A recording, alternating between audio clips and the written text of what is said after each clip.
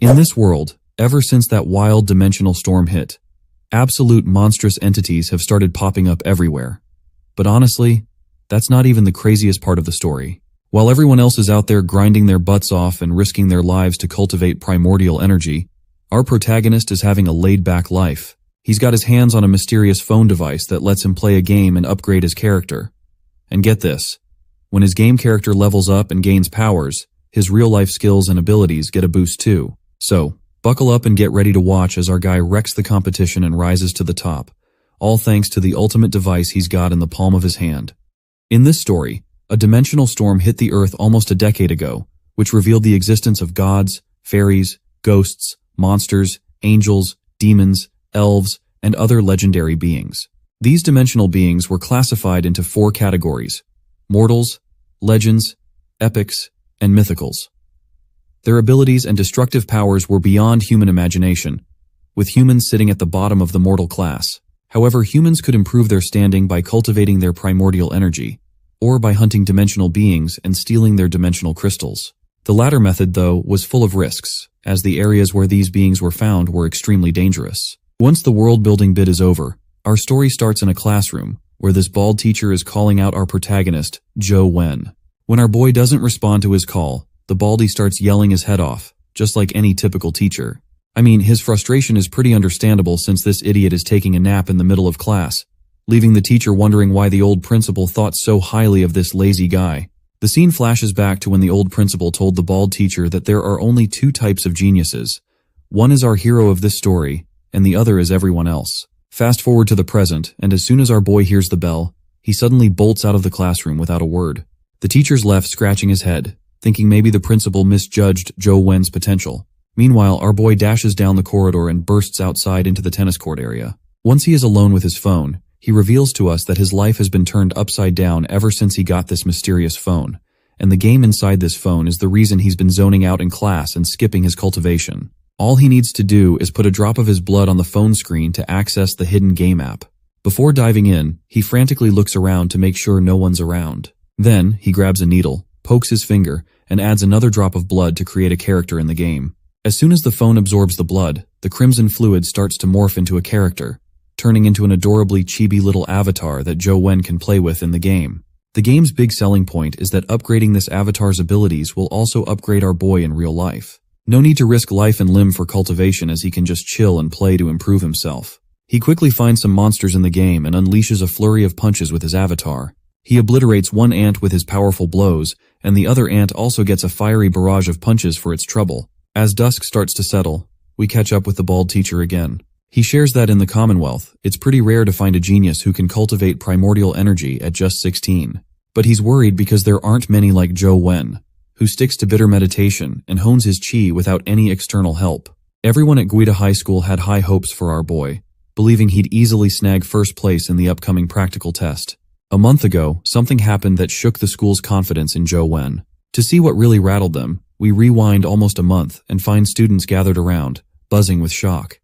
Someone has challenged our boy, and what's even more surprising is that it's a girl. They're calling her crazy for taking on the school's prodigy on her very first day. As the 2 contenders face off in the middle of the basketball court, our boy asks if they know each other, but the girl doesn't bother with pleasantries and just tells him to bring it on. In typical reckless fashion, my guy charges at her, only to get hit with a gut-wrenching kick that sends him crashing to the ground like yesterday's trash, with just one kick.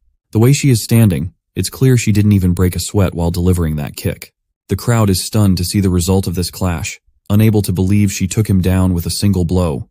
Their curiosity is piqued, and everyone is asking about who this mysterious girl is, and what her name is. The bald teacher explains that ever since Joe Wen was humiliated by that girl named An Jing, he's lost all motivation. All he does now is sleep and game, and the old man is seriously worried that if this continues, he won't have a future. But honestly, the old man might be overthinking things. In our boy's case, if he keeps gaming like this, he might become unbelievably powerful. After finally defeating some monsters, Joe Wen's avatar grabs another explosion crystal, and as he absorbs the crystal, an arcane blue energy envelops him. When the blood avatar absorbs a primordial energy crystal in the game, it actually boosts the player's real-life abilities. Plus, the game lets players see stats that aren't visible in real life. A month ago, our boy's stats were pretty low, but thanks to the game, he's seen a significant boost. If he had only cultivated bitter meditation, He worries that even with years of practice, he might not have progressed as quickly as he has with the game. His only regret is that the crystals he collects in the game can't be brought into real life. If they could, he would have sold even the low-grade ones to rack up enough cash to live comfortably for the rest of his life. As the game continues, our boy finds himself up against another ant, and this one's giving him a tough time. It's a red mutated vigor ant, which is faster and stronger than the usual ones. Juwon knows he can beat it with enough time, but just as he's focused on the fight, he hears footsteps approaching. It's Fang Ruoxi, a hottie in shorts, and our boy feels a surge of anxiety after seeing her around. He doesn't want her to find out what he's playing, and if his secret gets out, he's in big trouble. But abandoning this battle now isn't an option either. He then decides to ignore her completely, trying to appear as just a tech nerd absorbed in his phone. But Fang Ruoxi calls out to him, inviting him to join her team for the final practical test of the graduation exam. As he continues his game, he asks why she wants him on her team. Fang Ruoxi explains that she wants to score high in the combat test and needs strong teammates. Our boy, however, tells her he's not as strong anymore since the title of top student was taken from him a month ago. But the girl claims that he's still the only person at Guide High School she considers worthy of being her opponent. But he tries to remind her that Anjing was the strongest. But Fang Ruoxi reveals that Anjing has already transferred schools. Ju is stunned by this news, and the girl further adds that while she's not sure where Anjing came from, it's clear she's surpassed the mortal class. Her appearance and departure were so sudden that it felt like she was just here to challenge our boy. Fang Ruoxi also mentions that she initially thought Zhou Wen had some sort of rivalry with Anjing, which might be why she challenged him. The boy thinks about it for a moment, but then claims that this is not possible because he has never met her before, let alone have beef with her. The girl then drops this topic and asks him once again whether he's joining her team. Zhou Wen, seeing the opportunity, agrees, saying he's fine with benefiting from her skills and leadership. Fang Ruoxi decides it's settled and explains that she's already found 2 other teammates. Starting today, all team members, including our boy, will train together every afternoon. With that, she quietly leaves, and he finally defeats the red ant. He rushes to grab the dimensional energy crystal, but as soon as he does, a bunch of ants swarm him. But our boy quickly ends the game, and plans to check out the new crystal later. Suddenly he feels a sense of unease. His phone and his body start radiating a crimson energy, and he's overwhelmed by an intense feeling. It looks like the crystal might be causing this reaction. From what he knows, the Vigor Ant Crystal seems to be a primordial energy skill crystal from the legends, but he's unsure what skill it might grant. Without wasting any time, he drops a bit of blood on his phone and activates the game to see what's happening. As soon as he looks into it, he sees that he has unlocked a new primordial energy skill. Later, all 4 members of the group come together, and Fang Ruoxi introduces Zhou Wen as their 4th teammate to the other 2 members. The 2 guys raise their eyebrows, noting that while they know about Zhou Wen's skills, he hasn't been training for over a month, so they're unsure if he can perform at his previous level. One of the guys, who has blonde hair, mentions that their main goal is to secure first place in Guide City's college entrance combat test.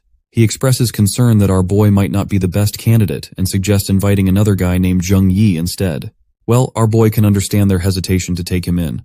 You see, the college entrance combat test is a big deal. It can significantly impact the latter part of someone's life, affecting everything from getting into prestigious universities to job hunting and even determining their place in society's top echelons. Plus, having strong teammates is crucial for safety, so it makes sense they'd want to ensure they have the best possible team. Rue tries to convince the group that while Zheng Yi might be a strong candidate, she still believes Zhou is their best option.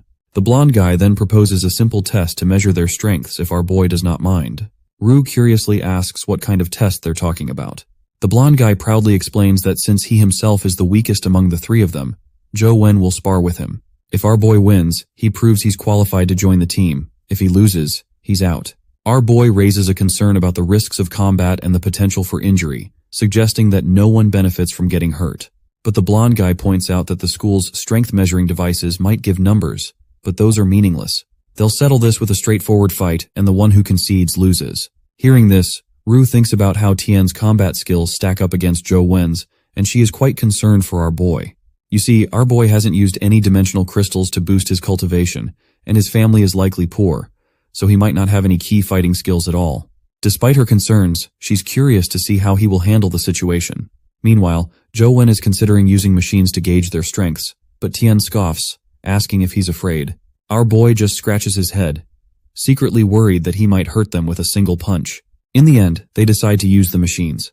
Tian steps up first and punches the machine with all his might. As everyone watches in anticipation, the machine displays a strength score of 7 points. Joe reflects on how the number on the machine isn't exactly the same as the values shown in the game, but they're quite close. Before he started the game, he had similar power. Tien invites our boy to take his turn with the strength measuring machine. When my guy delivers his strike, the impact creates a loud noise that echoes throughout the school. The baldy teacher, who happens to be walking down the corridor, hears the noise and wonders aloud who's using the testing machine when everyone should be resting. So, he curiously heads to the machine room, and as he opens the door quietly, he catches sight of Joe and the others. He is left scratching his head if our boy is the one who just threw that punch. And yep, it's definitely him. The room goes silent as everyone watches in awe when the machine displays a strength score of 10. Even the old man, who is secretly observing, is completely stunned. The old man starts to reconsider, and wonders if Joe hasn't been slacking off after all. Perhaps he's been practicing so intensely that he's only had time to nap in class. He even begins to think that the old principal's judgment about Joe might actually have been spot on. Meanwhile, Rue is puzzled and impressed by our boy's choice to use the most challenging method to deliver strength, and yet he still scores 10 points without even using any chi fighting skills. Tien is visibly agitated by this, and with his frustration boiling over, he swallows his pride and informs our boy that he's qualified. He then decides to make one last punch with what's left of his dignity. He clenches his fist, which crackles with thunder, and delivers a devastating blow to the machine. This time, the machine shows a strength score of 11. The punch leaves Tien completely exhausted, and our boy gives him a thumbs up for his effort.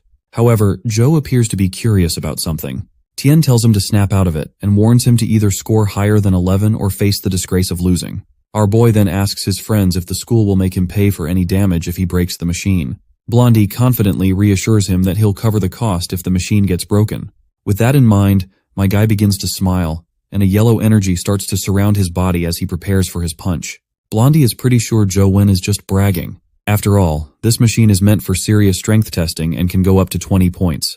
Hardly anyone at the school could hit that mark. But with his power cranked up, my guy lets loose with a punch flowing with chi, and Rue is shocked to see he's using chi fighting skills.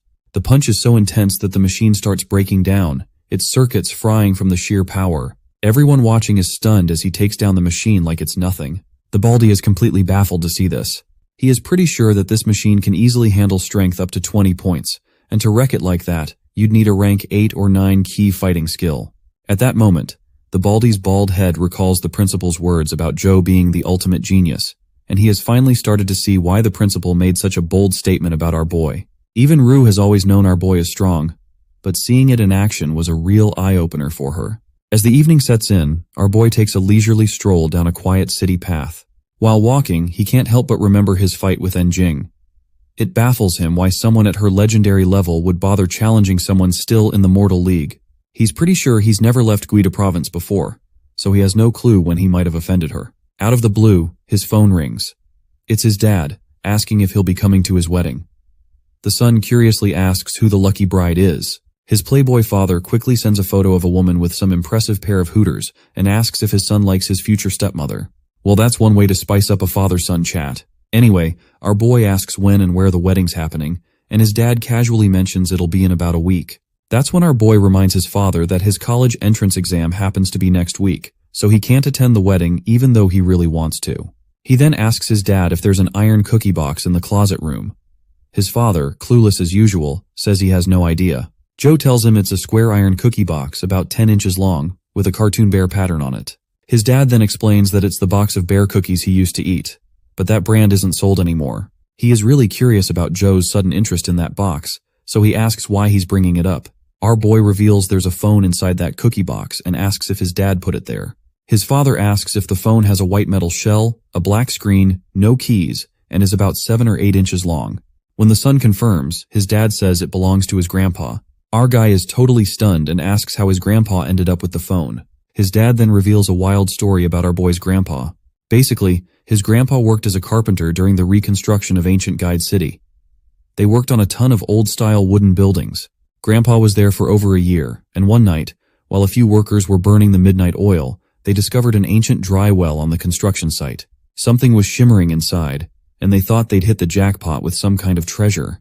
There was a box inside the well, and when they pulled out that old wooden box from the well, the light was seeping through the gaps, and inside the box, there was a phone. The screen was lit up at first, but it went dark as soon as they took it out.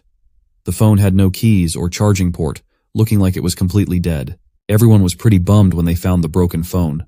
They figured it was just some prank and quickly moved on. So Grandpa ended up tossing it into his toolkit. His dad further adds that the phone couldn't be turned on, and when he was younger, he even tried to sell it at a repair shop to get some cigarettes. The shop owner said it was worthless, so he just dumped it into that cookie box. Now he's wondering if Joe wants to sell it too. Inside, Joe's pretty relieved his dad never managed to sell it. Otherwise, he'd never have gotten his hands on this bad boy. He asks his dad if the phone was ever turned on. His dad says definitely not and mentions it's been sitting unused for decades. His dad wraps up the call, saying he's got other stuff to do. He's already given the wedding info, so it's up to Joe if he wants to come or not. Once the call wraps up, Joe reflects on how his real combat test will be held in Ancient Guide City. He decides it might be worth checking out the old well for any clues or leads. He heads back home and starts reworking his game plan. Days pass, and he falls into a routine, napping through class and snoozing under a tree while everyone else trains, all the while gaming away. Several days later, in the school corridor, two students are sprinting down the hall. A guy in glasses crashes into another guy dressed like he's from some aristocratic society. The glasses guy hits the ground hard from the impact, but the blonde guy barely flinches. He just stands there, giving off a weirdly creepy vibe. The blondie begins to walk away with his entourage, and the people behind whisper among themselves about how intimidating this guy looks. The next scene takes us outside, where we meet Tien again.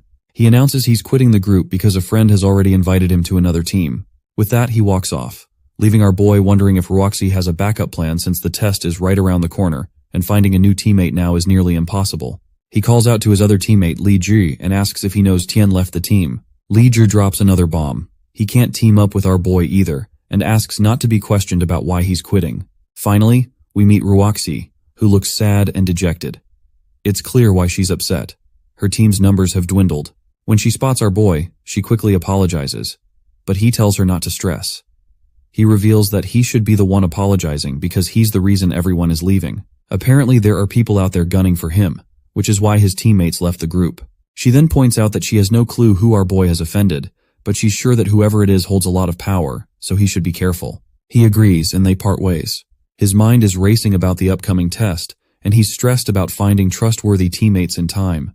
Heck, even his most trusted friend Roxy does not want to team up with him anymore, given all the danger he is attracting. As he walks away, the bald teacher calls out to him. Once Joe meets with him, the teacher reveals that Inspector Ang is from the military, and his full name is Ang Tianzuo. He asks if Joe knows him, and our boy confirms he doesn't. The old man finds it odd because if Joe doesn't know him, why would such a high-ranking military officer criticize a high school student by name during his inspection in Guide City? Our boy then asks who this man really is, so the bald teacher breaks it down. The Earth Federation is divided into 4 regions: East, South, West, and North. Inspector Ang is young but comes from a famous family. At just over 20, he's already a senior officer in the East Region military, making him a remarkable figure. The boy then asks if Inspector Ang is trying to target him. The teacher says he can't be sure, but Ang Tianzuo did mention that our boy wasn't a good student, and everyone agreed with him, especially those wanting to please Inspector Ang. Our guy gets furious and asks if a senior officer like Ang doesn't realize how his words could ruin a high school student's life. He then asks if Ang is related to An Jing, the woman he fought a month ago. The baldy says there's a chance, but they shouldn't jump to conclusions. Right now, the most important thing is to find our boy a team so he can sign up for the test.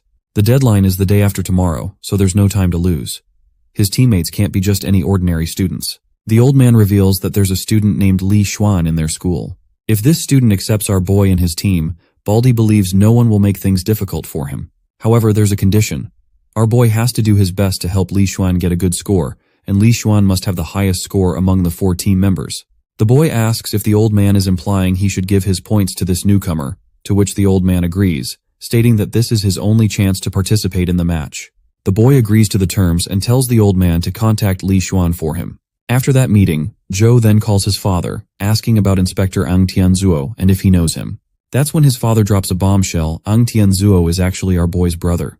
This news hits our boy like a thunderbolt out of the blue. His father explains that Tianzuo is the son of his stepmother.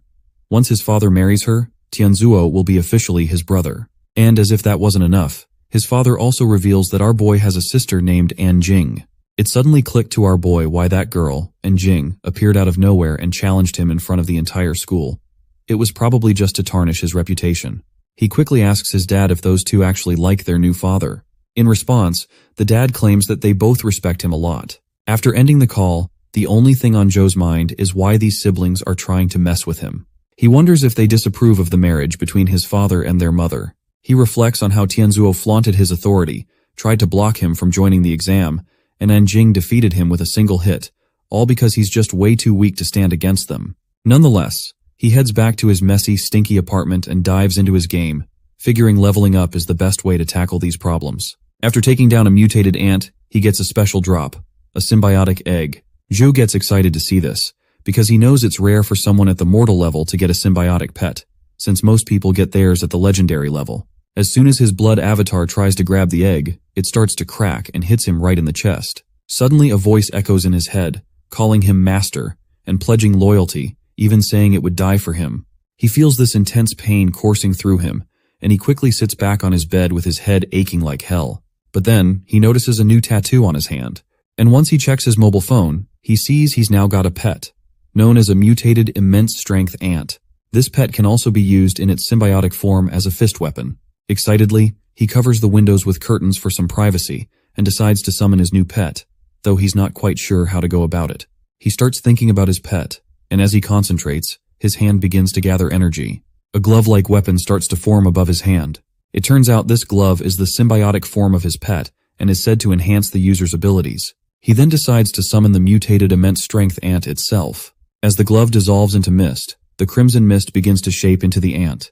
It materializes into a furious but surprisingly cute creature. Our boy is somewhat scared to see this, and not gonna lie, this pet is much larger than I had expected it to be. In any case, our boy decides he'll try riding it some other time, maybe once he's outside. The next day arrives, and we see the bald teacher taking our boy to meet Li Xuan.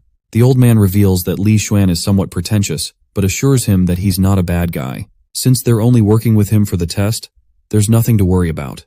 Their car zooms down the highway, eventually reaching a place called the Honorable Royal Health Club. Inside, a servant greets the old man, who tells her they're looking for the second son of the Li family. Hearing this, the servant quickly shows them the way inside. As they enter, it becomes clear the old man wasn't kidding about Li Xuan being pretentious.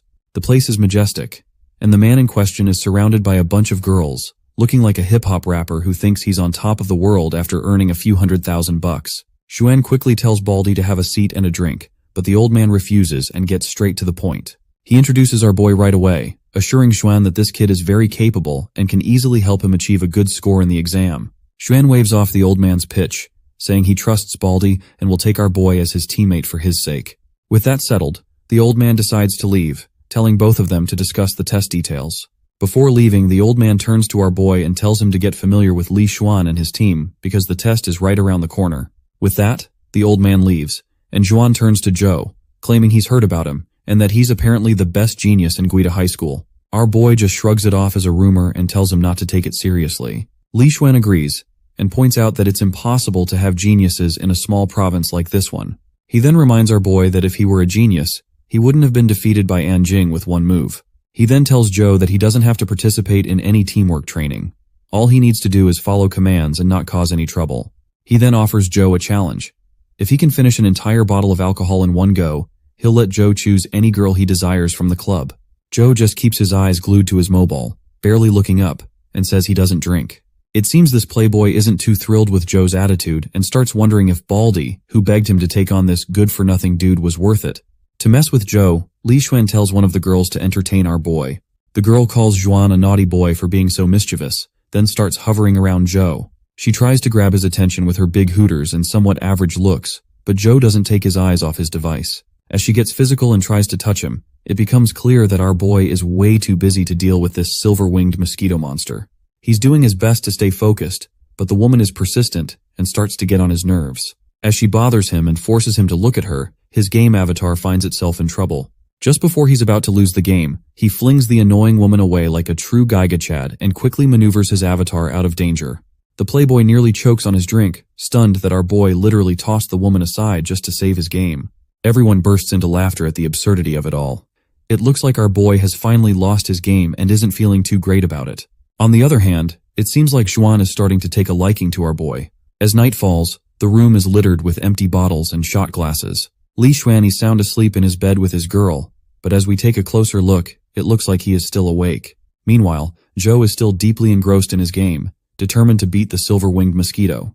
Despite his efforts, he keeps losing to the pesky bug, and his avatar keeps losing its head to the monster. After playing through the night, all his attempts have ended in failure. The mosquito isn't quite at the legendary level, so it should be possible to take it down. Joe thinks that if he can land a rank 9 power punch, he could really hurt it.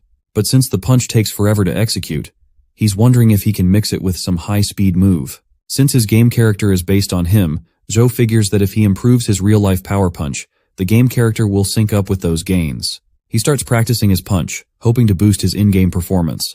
As Joe trains, Li Xuan sneaks a curious look at him, intrigued by his relentless dedication. He has no clue what our boy is practicing, and the whole 1-inch punch thing sounds like gibberish to him. He shrugs it off, thinking he might have some special skills, but seeing nothing impressive about his moves, he decides to go back to sleep. The college entrance exam finally arrives, and our boy diligently fills out his answer sheet, and we see Li Xuan also taking the exam. Once the exam is over and everyone spills out, it's clear that it was a pretty grueling exam, as everyone looks pretty dejected. A few days later, a bus full of students zooms down the highway, heading towards the ancient Guida city. Decades ago, when the dimensional storm hit, a dimensional crack opened up in the city, transforming it into a realm with all sorts of mutated animals and plants. Troops are stationed in the city, and no one is allowed to enter without a pass, and the real combat test is about to begin in this creepy, transformed city. Once the bus stops and the students get out, Joe notices a lot of soldiers closely watching everything. While he waits for his team members, he looks around and reads a large sign that says, Guida Province. Right next to the sign, there's a small palm-like emblem embedded in the wall that piques his curiosity. Suddenly his phone rings. He's pretty sure it's his dad calling, so he pulls out his phone. To his surprise, it's the mysterious phone he uses to play the game. This phone has never made or received calls before and has never vibrated, so it's strange that it's ringing now. What is even more surprising is that there's a camera app activated. He opens the app but isn't sure what to do with it. Wondering if he's supposed to take selfies, he decided to take pictures of the beautiful landscape before him. The camera on the mysterious phone isn't cooperating, and as he fumbles with it, he accidentally points it towards the palm-like emblem near the Guida Province sign. The phone instantly detects the emblem and, when he snaps a photo, a new app appears on the screen. Well, it seems like it's an app for entering a dungeon in the game. Since he is free for now, he decides to give it a go. And after dropping a bit of blood, his game avatar materializes, and he finds himself navigating through what seems like the Guida city in the game. As he moves forward, he spots a creature from another universe, an adorable skeleton soldier. The little guy charges at him with a big weapon, and our boy is in for an unexpected battle. Joe dodges the skeleton soldier's clumsy attacks with ease, and he's barely breaking a sweat. The skeleton's neither quick nor strong, making it a breeze compared to the ants he usually deals with. His avatar then balls up its fist, and shatters the poor zombie into pieces with its devastating punch. The skeleton's crystal drops quickly, and Joe is pleasantly surprised to find a skill crystal right after his very first kill.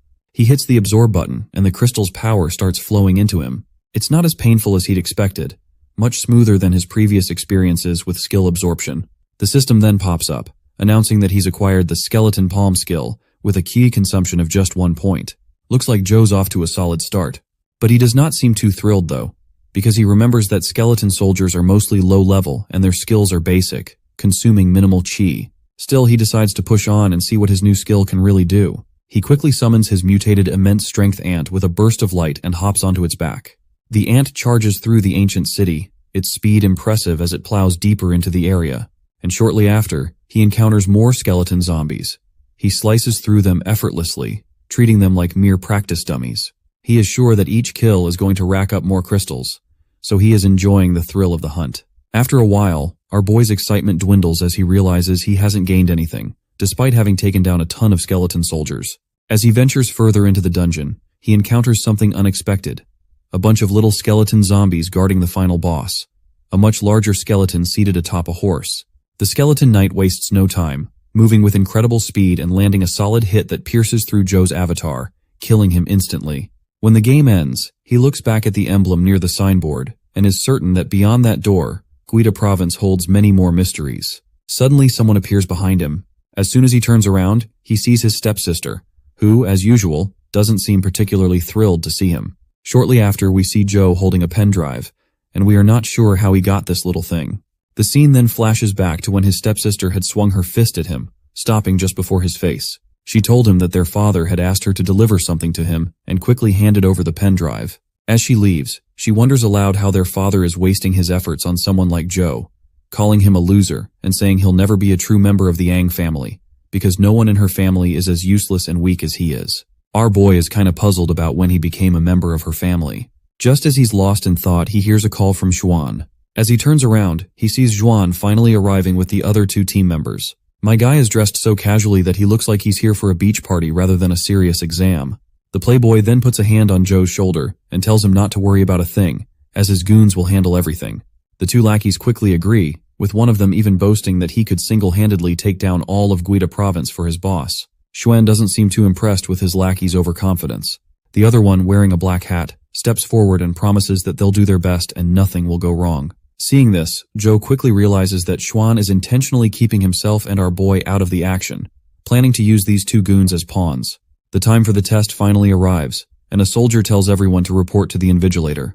That's when we catch sight of Ruoxi, and our boy spots her too. He flashes a pleasant smile and gives her a thumbs up, which seems to relieve her a bit, seeing that Joe has finally managed to join a team. The city gates begin to crack open, emitting a bright blue energy that forms some kind of portal. A guy in glasses, probably the invigilator, steps up and explains the rules. Points will be calculated based on the number of crystals collected by killing skeleton soldiers, and the number of crystals will also determine their ranking. With that, he tells everyone to step forward and enter the gate. Joe confidently walks toward the portal, and as soon as he steps through, he finds himself on the other side along with other students, ready to take on whatever challenges come his way. Skeleton monsters start popping up, and the students dive at them like they're the last roll of toilet paper in a Walmart during a sale. The skeletons clatter forward, their bones making hilarious rattling noises. Black Hat Dude takes down a skeleton with a single swing, slicing through its neck like it's made of butter. Meanwhile, overconfident guy grabs another skeleton's hand and gives it a brutal knee smash, turning it into bone confetti. Well, it seems like our boy doesn't need to worry about anything, since these guys are actually quite a powerhouse team. He is happy that this gives him the perfect excuse to check something on his phone he's been curious about for a while. Xuan, however, is super confused. He's watching Joe play on his phone and starts to wonder if this guy is actually a genius or if it's just a load of hot air. Meanwhile, whatever Joe was trying to confirm, his hunch was right on the money. Apparently, he was looking into the layout of the game, and not just the city gate, even the layout of the buildings is identical to the dungeon in the game. This makes him curious if every dungeon is based on a real place inside the game. As soon as he realizes this, his face goes pale as if he's about to crap his pants. If this real-world setting is actually similar to the game, then the Skeleton Knight must exist as well. But thankfully, according to the area he explored in the game, they are still far from the Skeleton Knight. As long as they stay in the testing area, they won't encounter that monstrosity again. After a bit, our group regroups and starts planning to head deeper into the city. But our boy is pretty hesitant to push further, and we already know the reason behind his hesitation. The lackeys argue that most of the skeleton soldiers in this part of the city have been cleared out, and the rate of new ones popping up has slowed. If they want to rack up those high scores, they've got no choice but to explore further. Joe tries to make them see that leaving the testing area could get seriously risky, but Xuan just shrugs and states that if our boy is scared, he can stay behind. The lackeys also agree, saying going deeper is their only real shot at scoring big. So, Xuan tells Joe to stick with them and promises that even if things get hairy, his lackeys will have his back. Seems like Joe's in a bit of a pickle because he can't exactly spill the beans about the big bad monster waiting around the corner. So, he tucks his phone away and decides to stick with the team for now. He is also thinking of fighting that skeleton knight in the game in order to figure out the strategy to defeat it. It's his only shot at making sure both he and Li Xuan make it out of this mess alive. As the two lackeys charge ahead, they're smacking down skeletons left and right with their flashy powers. Meanwhile, Joe and Xuan are just casually strolling along, with Joe completely absorbed in his game. He's getting his virtual behind handed to him by that pesky skeleton king over and over. After another defeat, Joe faces the harsh reality, which is that dodging or jumping doesn't help, because that knight's sword always finds its mark and is way scarier than the silver-winged mosquito. But then he remembers that the skeleton king isn't super agile all the time, and it only speeds up when it's charging at him. He is pretty sure that the monster must be using chi fighting skill to pull this high-speed move. He is not sure how to deal with this, and if it continues like this, they are all going to get wiped out. But suddenly, he notices something interesting. The dead monster has dropped a large dimensional crystal. One of the lackeys quickly grabs the crystal and rushes to show it to their master. The lackey hands over the crystal to the master, and our boy reminds Xuan that they've gathered enough points and should make a hasty exit. However, the lackey disagrees, saying there's no need to rush since there's still plenty of time before the exam ends. The black hat guy agrees, adding that they should rack up some extra points to ensure they come out on top. The playboy checks his phone and notes that there are no reports of creatures above the legendary level nearby, so it should be safe to go further. But our boy grabs his hand and asks if he believes in instincts. Xuan looks at him, confused, and asks what he's talking about. Joe explains that he always gets a terrible feeling when danger is near, and it has never been a false alarm. Right now, he's experiencing an overwhelming sense of unease about the danger ahead. Of course, one of the goons doesn't take Joe's warning seriously. He lashes out at him, reminding him that he should consider himself lucky to be accepted by his master, and he better not drag everyone down just because of some weird gut feeling. Joe snaps back, pointing out that Guida Province is a small place and no students dare to leave the testing area. Besides, they've already earned so many points that they'll maintain their advantage as long as they keep hunting in the testing area, so there's no need to venture into the unknown. It seems Joe's words strike a chord with Xuan, forcing him to admit that our boy has a point. But suddenly, the black hat guy pulls out a sharp dagger and thrusts it right into Xuan's back. After delivering that cowardly blow, this bastard grins like a cat who just caught a mouse, enjoying his little act of treachery.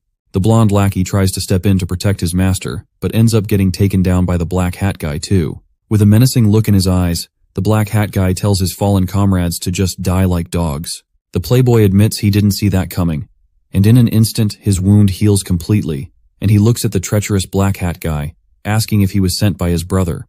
The black hat is surprised to see that a playboy like Xuan knows the chi spell, known as Invincible Constitution. Here is the explanation of this ki spell thing. You see, ki spells are different from ki fighting skills or dimensional crystals. They're specific techniques created by humans, each with its own cultivation limits. Invincible Constitution is one of the rare spells that can raise a person's maximum level straight to the epic tier. However, it's said that only virgins can practice this spell, and once they lose their virginity, they must start over from square one. Our boy is skeptical about Xuan practicing this spell, considering he is always surrounded by peachy cheeks to smash. The lackey on the ground speaks up, disappointed that his friend helped Li Mobai work against Xuan. Our playboy also expresses his disappointment, saying he never wanted to compete with his brother for power, so he can't understand why his brother wants him to die. The black hat guy makes a sassy comment that Xuan should blame himself for the fate he's about to face. With that, the black hat guy begins to gather energy into his dagger and throws a green energy slash at our playboy. However, the guy sidesteps the attack with such flair that it's almost unbelievable.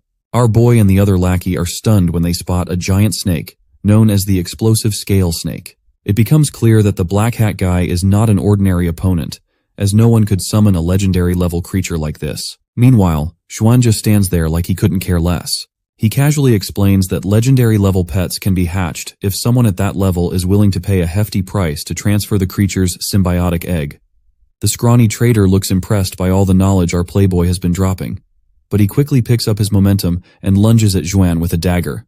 Xuan, however, just grabs the dagger with his bare hands, like it's no big deal.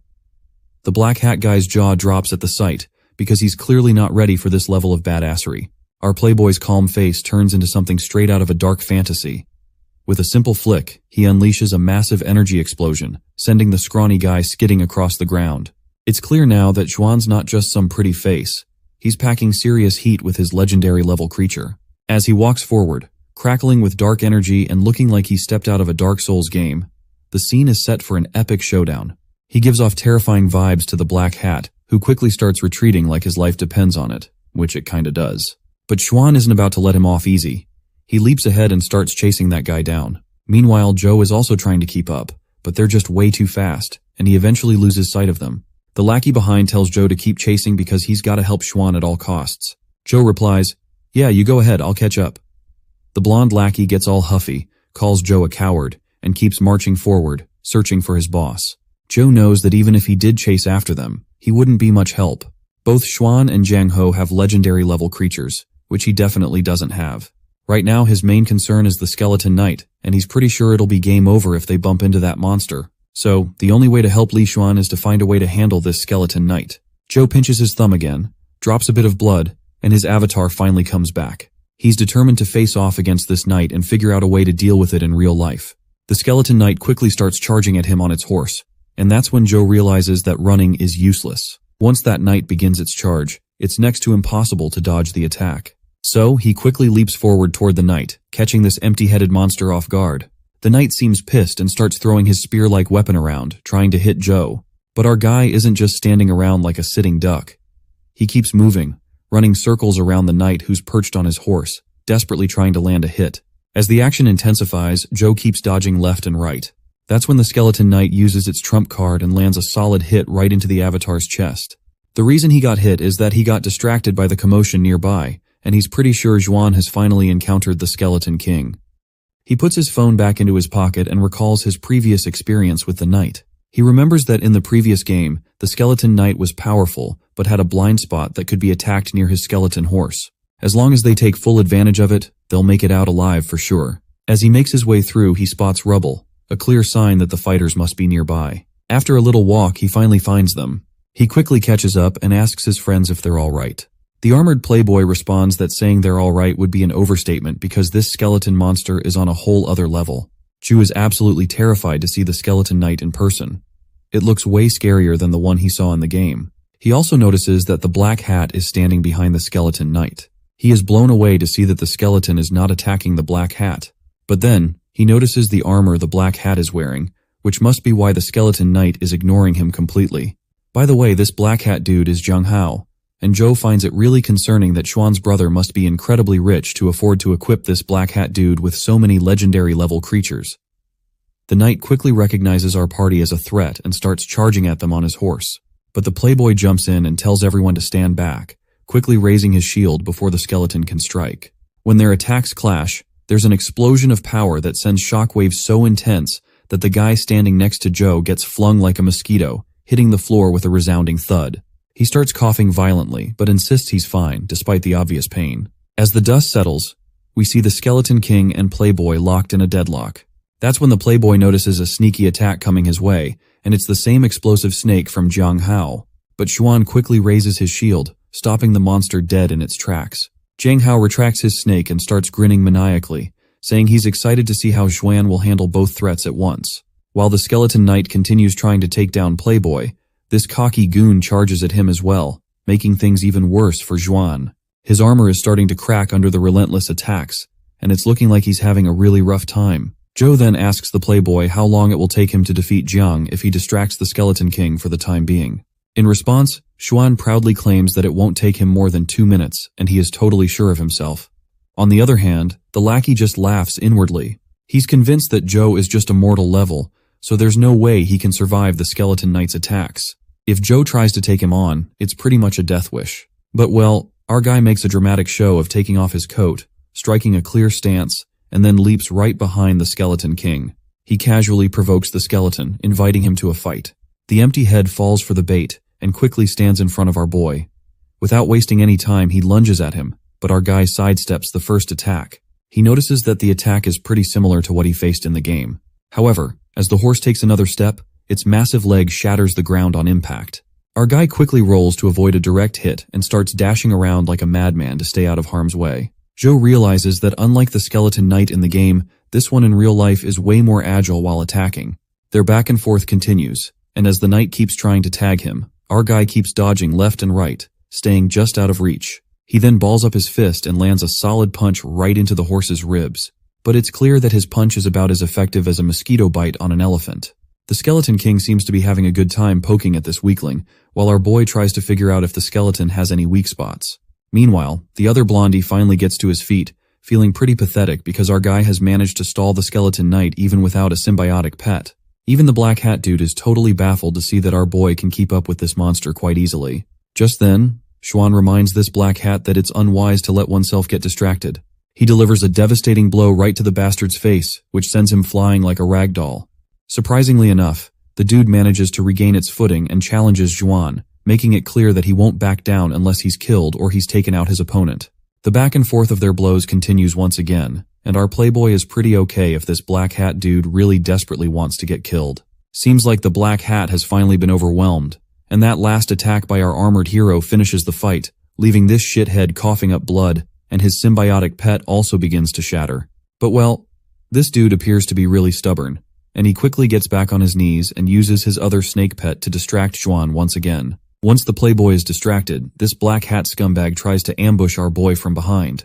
At the same time, the skeleton also takes a swing at our boy, but my guy quickly ducks down like a ninja on cocaine and lets those attacks go above his head. Then, Joe balls up his fist and smashes down Black Hat's symbiotic pet with just one powerful punch. It seems like my guy is using his own symbiotic pet as a glove, and as soon as Black Hat loses his symbiotic pet, the skeleton knight quickly thrusts its spear right into the Black Hat's chest. The snake also starts crying in pain, now reduced from a mighty animal to a little gecko. That's when the armored guy steps on the funky, stinky gecko and ends its life altogether. Once that danger is resolved, the Skeleton King begins to transform, finally unleashing its full power. As the monster exudes this menacing aura, it quickly launches an attack at our boy. The speed of the skeleton's attack is so fast that my guy has no way to dodge it in time and just decides to take it head on. But that's when Li Xuan steps in, quickly deflecting the attack. Well, it seems like the attack was so powerful that Xuan ends up taking the brunt of it, and his armor starts to shatter like fragile glass. Seeing this, our boy starts losing his crap, realizing that even the armored guy is finding himself on the edge. On the other hand, the Skeleton King prepares to attack them once again, and both of them quickly start running. That is when the playboy comes up with a plan. Our boy will be responsible for dealing a death blow to the skeleton, and the armored guy himself decides to distract the skeleton. As soon as the Skeleton King launches its attack, the armored fella swoops in and quickly blocks it. While he's busy dealing with the Skeleton King, our boy finds an opening, appears right behind the empty head, and balls up his fist, delivering a devastating blow, which starts burning the skeleton fella and rattles the entire area. Just as the dust settles, the Skeleton Knight stands as menacingly as before, leaving our boy surprised to see that this dude didn't even flinch. The skeleton quickly tries to strike our boy, but my guy leaps out of harm's way like dodging these attacks is second nature. The armored guy once again blocks the knight's strike head on. My guy then unleashes a fiery barrage of punches that start burning the Skeleton King. The punches are so fast that they create a giant explosion after landing. The knight guy is absolutely boggled that they delivered so many attacks, but this guy is still unfazed. But in the settling haze, we see that the knight is pretty pissed. Our boy also notices a scar on the skeleton's face. As we take a closer look, we see there's indeed a crack in that thick-skulled head. The armored guy quickly figures out what needs to be done, so he flings our boy into the sky, while he himself distracts the Skeleton King with a deadly punch. As the Skeleton King looks up, all it can see is Joe coming down fast. The skeleton tries to swing its sword, but Xuan pushes himself to the limit, pinning the sword to the ground. With the Skeleton King unable to defend, Joe crashes down, delivering a devastating punch right to the top of its skull. The punch is so powerful that the knight's skull finally cracks, causing a massive explosion. Our boy flashes a satisfied grin as the Skeleton King disintegrates into a pile of rubble, leaving behind a crystal, which is a clear sign of victory. Our boy doesn't waste any time and squats down to grab the crystal. But it turns out it's not a crystal at all. It's a symbiotic egg. Well, that's just even better. Nevertheless, Li Xuan just starts walking off as his armor fades away, telling our boy he can keep the egg for himself. He grabs his hoodie, puts it on, and reminds Joe that if it weren't for him, they'd already be dead. So, it's a thank you gift for all of Joe's efforts. But then, he also reminds our boy that his level is too low for hatching a legendary level creature, so he better not hatch the Skeleton Knight's symbiotic egg rashly. The boy nods, and that's when Xuan spots his gauntlet and asks how he managed to get his symbiotic pet. The playboy is suspicious because only with the invincible constitution could someone handle a legendary level creature like the Black Armor Soldier. He wonders if Joe might actually be at a legendary level. Joe quickly sets him straight, saying he's just at the mortal level. But this revelation just shocks Xuan even more, because apparently, creatures at the legendary level are more powerful, and forming a symbiotic egg is harder with weaker creatures. But since mortal level symbiotic eggs are rarer than legendary ones, Xuan's feeling pretty jealous of Joe's rare mortal level pet. Joe then worries about whether anyone saw the dead black hat guy. The playboy just shrugs it off, saying the guy had it coming and reassures Joe he'll take care of it. But our boy still remains kinda tense.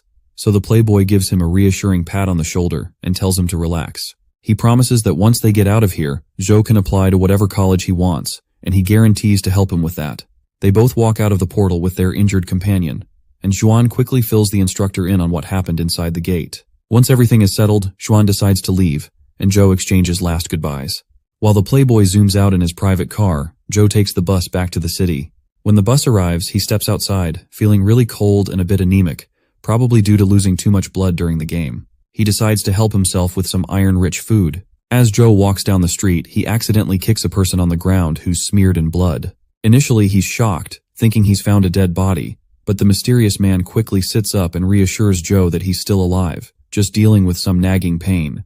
Joe starts to walk away, but the old-looking guy invites him for a quick chat since they've crossed paths. Our boy isn't much of a talker, but the old man insists on asking a few questions. Even though our boy has no clue what they are going to talk about, he agrees to stick around nonetheless. The conversation starts off unexpectedly when the old man asks if Joe likes women with big breasts. Chu is startled by the question, but after a moment of imagining both flat-chested and big-breasted women, he decides he prefers the former. The old guy bursts into laughter, saying he shares the same preference. He goes on to explain that women with smaller breasts are better, and that only those who are stupid would prefer larger breasts. Joe awkwardly starts imagining how a woman with large breasts would have a hard time controlling them during a fight, especially if the jiggling physics is turned up to the max. The perverted old guy then asks another unexpected question. Does our boy prefer cuddly and gentle women, or short-tempered and sassy ones? Chu isn't sure what to say, and he just wants to go home. So, to finish the conversation right here, he decides to pick the most wrong answer, and reluctantly says he prefers short-tempered and sassy ladies. The old man goes quiet for a moment, but then his eyes sparkle with admiration as he agrees that he loves sassy women as well. He explains that such women are interesting and cute, and that girls with gentle personalities aren't much fun. He also points out how he didn't expect our boy to have such discerning taste at a young age. My guy facepalms himself, thinking about his stepsister who had brutally kicked him around, so he does not get why anyone would like a girl with no sympathy. The old man, however, happily states that it's rare to meet someone with such good taste like Joe. Joe then asks where the old man lives, hoping to walk him home. But this pervert man doesn't bother to respond to our boy's query, and instead mentions that Joe can't hit on girls unless he's healthy. Since Joe is low on energy, his good taste won't get him very far. The old man proceeds to give Joe a small notebook and tells him it contains a chi spell he can practice. Our boy is shocked to hear this, and the old man explains that the spell will make any woman obedient, no matter how difficult she is, so he better take this technique and practice it to its fullest. Joe feels reluctant and mentions he's already practiced other QE spells, so he does not need this one. But the old man highlights that while this true demonic record is not a top key spell, it is still more powerful than the bitter meditation. Our boy is shocked to realize that the old man already knows that he has practiced bitter meditation, so he curiously asks how in the hell this crummy stranger knew he had practiced bitter meditation. The old man explains that although Joe currently looks quite pale, he is built solid and taut, which can only be achieved through bitter meditation. He can tell Joe hasn't been practicing it for long and advises him to stop to avoid ruining himself. Instead, he suggests our boy to practice the true demonic records, claiming it's 100 times better than bitter meditation, but then quickly amends his claim to say it's actually 1,000 times better, laughing maniacally. Chu has no idea what to do, so he simply thanks the old man and says he doesn't want to accept such a precious gift from a stranger. In his mind, Joe is also reluctant because he has never heard of a key fighting skill called true demonic records, so he decides to leave, not wanting to get trapped by a shabby old coot. As our guy begins to walk away, the old man sits quietly. With a tone filled with malice, he tells Joe to stop. With that command to stop, our boy's next step trembles as he finds himself unable to move forward. His face goes pale, and suddenly, he is dragged back to the same spot he was standing before. The old man, who introduces himself as Jin Daoxian, states that he does not like hearing no as an answer, and that no one who has said it has lived afterwards. The name Jin Daoxian quickly clicks in our boy's mind, and his eyes widened in disbelief. He remembers it's a name recorded in history books, born in the most chaotic time when dimensional storms befell Earth. Jin Daoxian is known as the most ruthless and terrifying man in human history, the devil who drowned the Federation in blood and killed 27 people who were at the epic level, one after another. The old man then asks Joe if he has changed his mind or still wants to refuse the true demonic records. In response, our boy quickly says he will absolutely take it.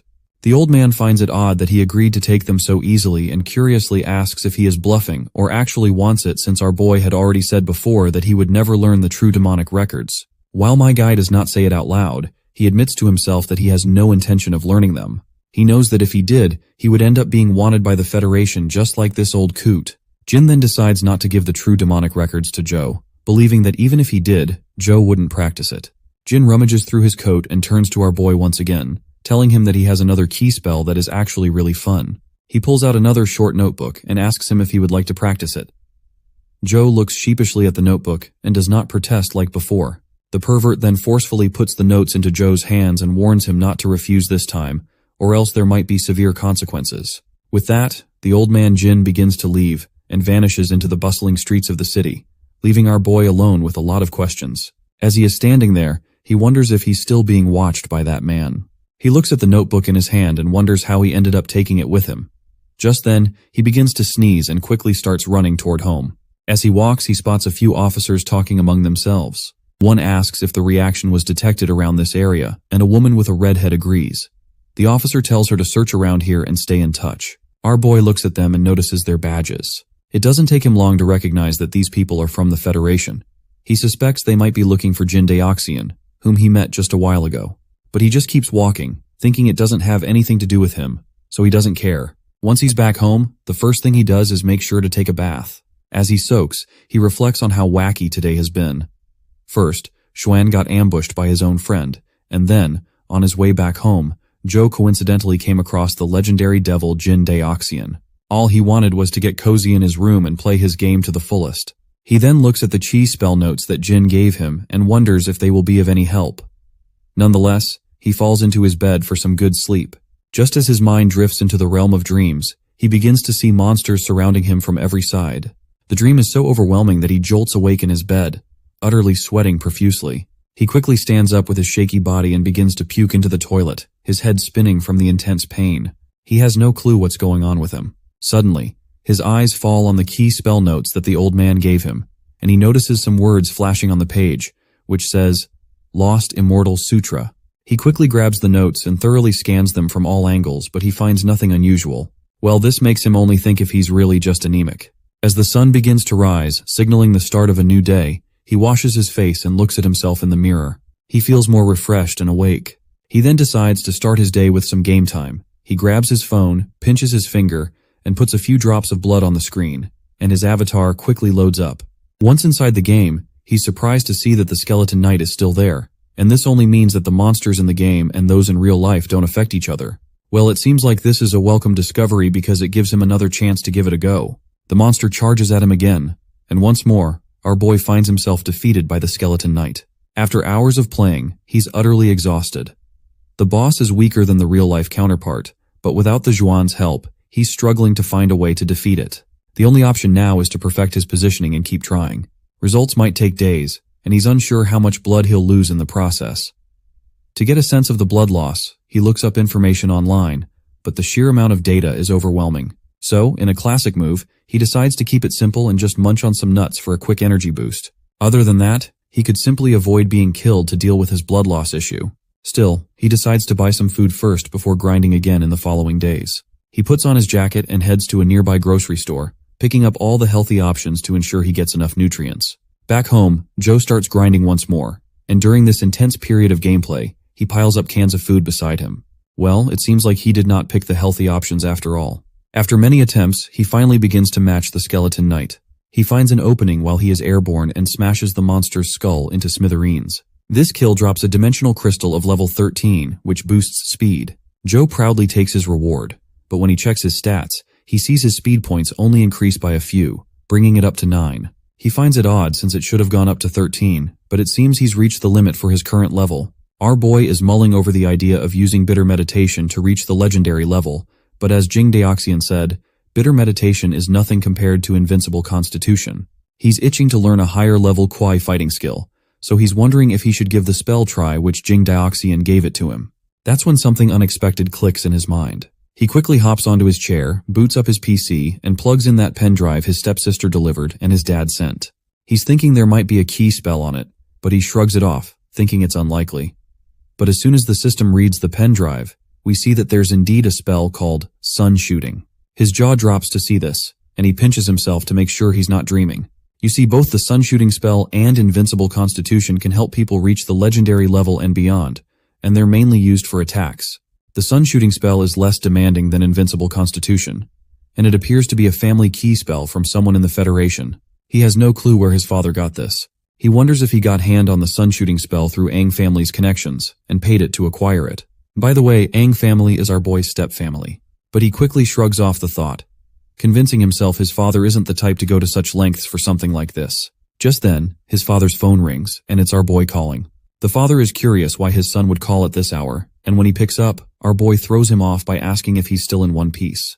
The father is confused and doesn't know how to respond, but then snaps, telling our boy to knock on wood and calling him a damned brat. Well, it seems like his dad's doing fine, and our boy was just checking in. He then gets serious and says he has a question. The father tells him to go ahead, so our boy asks where he got his hands on the sun-shooting spell. There's a long pause before the father asks what sun-shooting spell he's talking about. This news shocks our boy, and he quickly asks his father again if he didn't tell Angjing to give it to him. The man quickly responds that he's not interested in cultivation, so he does not have any reason to get something like this in the first place. Well, this leaves our boy disappointed to learn his father never thought of him in that way. However, he's still puzzled about why Angjing said it was from her dad, and this is just making things complicated. His father then adds that it might be a gift from Angjing. Our boy acknowledges this and quickly ends the call, which annoys his dad, but he calms down and decides to ask around about who gave his son the sun-shooting spell. Back with our boy, he reflects on how the Ang family seems to be taking a special interest in his father. He's confused about why Jing challenged him at school, and he also almost missed the test because of his stepbrother, Inspector Ang. Now, out of the blue, she's given him such a rare key fighting skill. It doesn't add up, so he decides to focus on practicing the spell instead of worrying about who gave it to him. As he starts to drift off to sleep again, his heart begins to race, and he feels a sense of unease. Suddenly, he sees those same demonic hands reaching for him once more. When the hands grip his throat, he starts to panic, and he wakes up drenched in sweat. After experiencing this wild dream twice in a row, he's convinced that Jing Daoxian must be behind it. He heads to the sink to freshen up, and the old man's words flash through his mind. He then glances at the small notebook and wonders if it could help him deal with the troubling dreams. After reading these weird notes for a few hours, he finally starts to get the hang of the connection between Qi and the human magnetic field. Before diving deeper into this nerdy stuff, his stomach starts to rumble like crazy, and he remembers he's been so absorbed in reading that he forgot to eat. He stands up, grabs another bowl of instant food, and lets out a satisfying burp. Back at it with the reading, he completely forgets where he left off. After a moment of thought, he decides to just look into the notes once again. But as he focuses, it feels like he's seeing these words for the first time, as if he's never read them before. Even if he does not have the best memory, it's still hard to believe he'd forget so quickly. Once he begins reading once again from the start, he finally reaches the part about Qi spell and the human magnetic field. But suddenly, his mind starts wondering if he turned off the lights in the kitchen. After putting a lot of thought into it, he still can't remember if he turned off the lights in the kitchen. Frustrated, he starts reading the book again, but quickly realizes he's forgotten everything he just read. He takes a deep breath, gets into God mode, and starts squeezing every bit of information from the notes.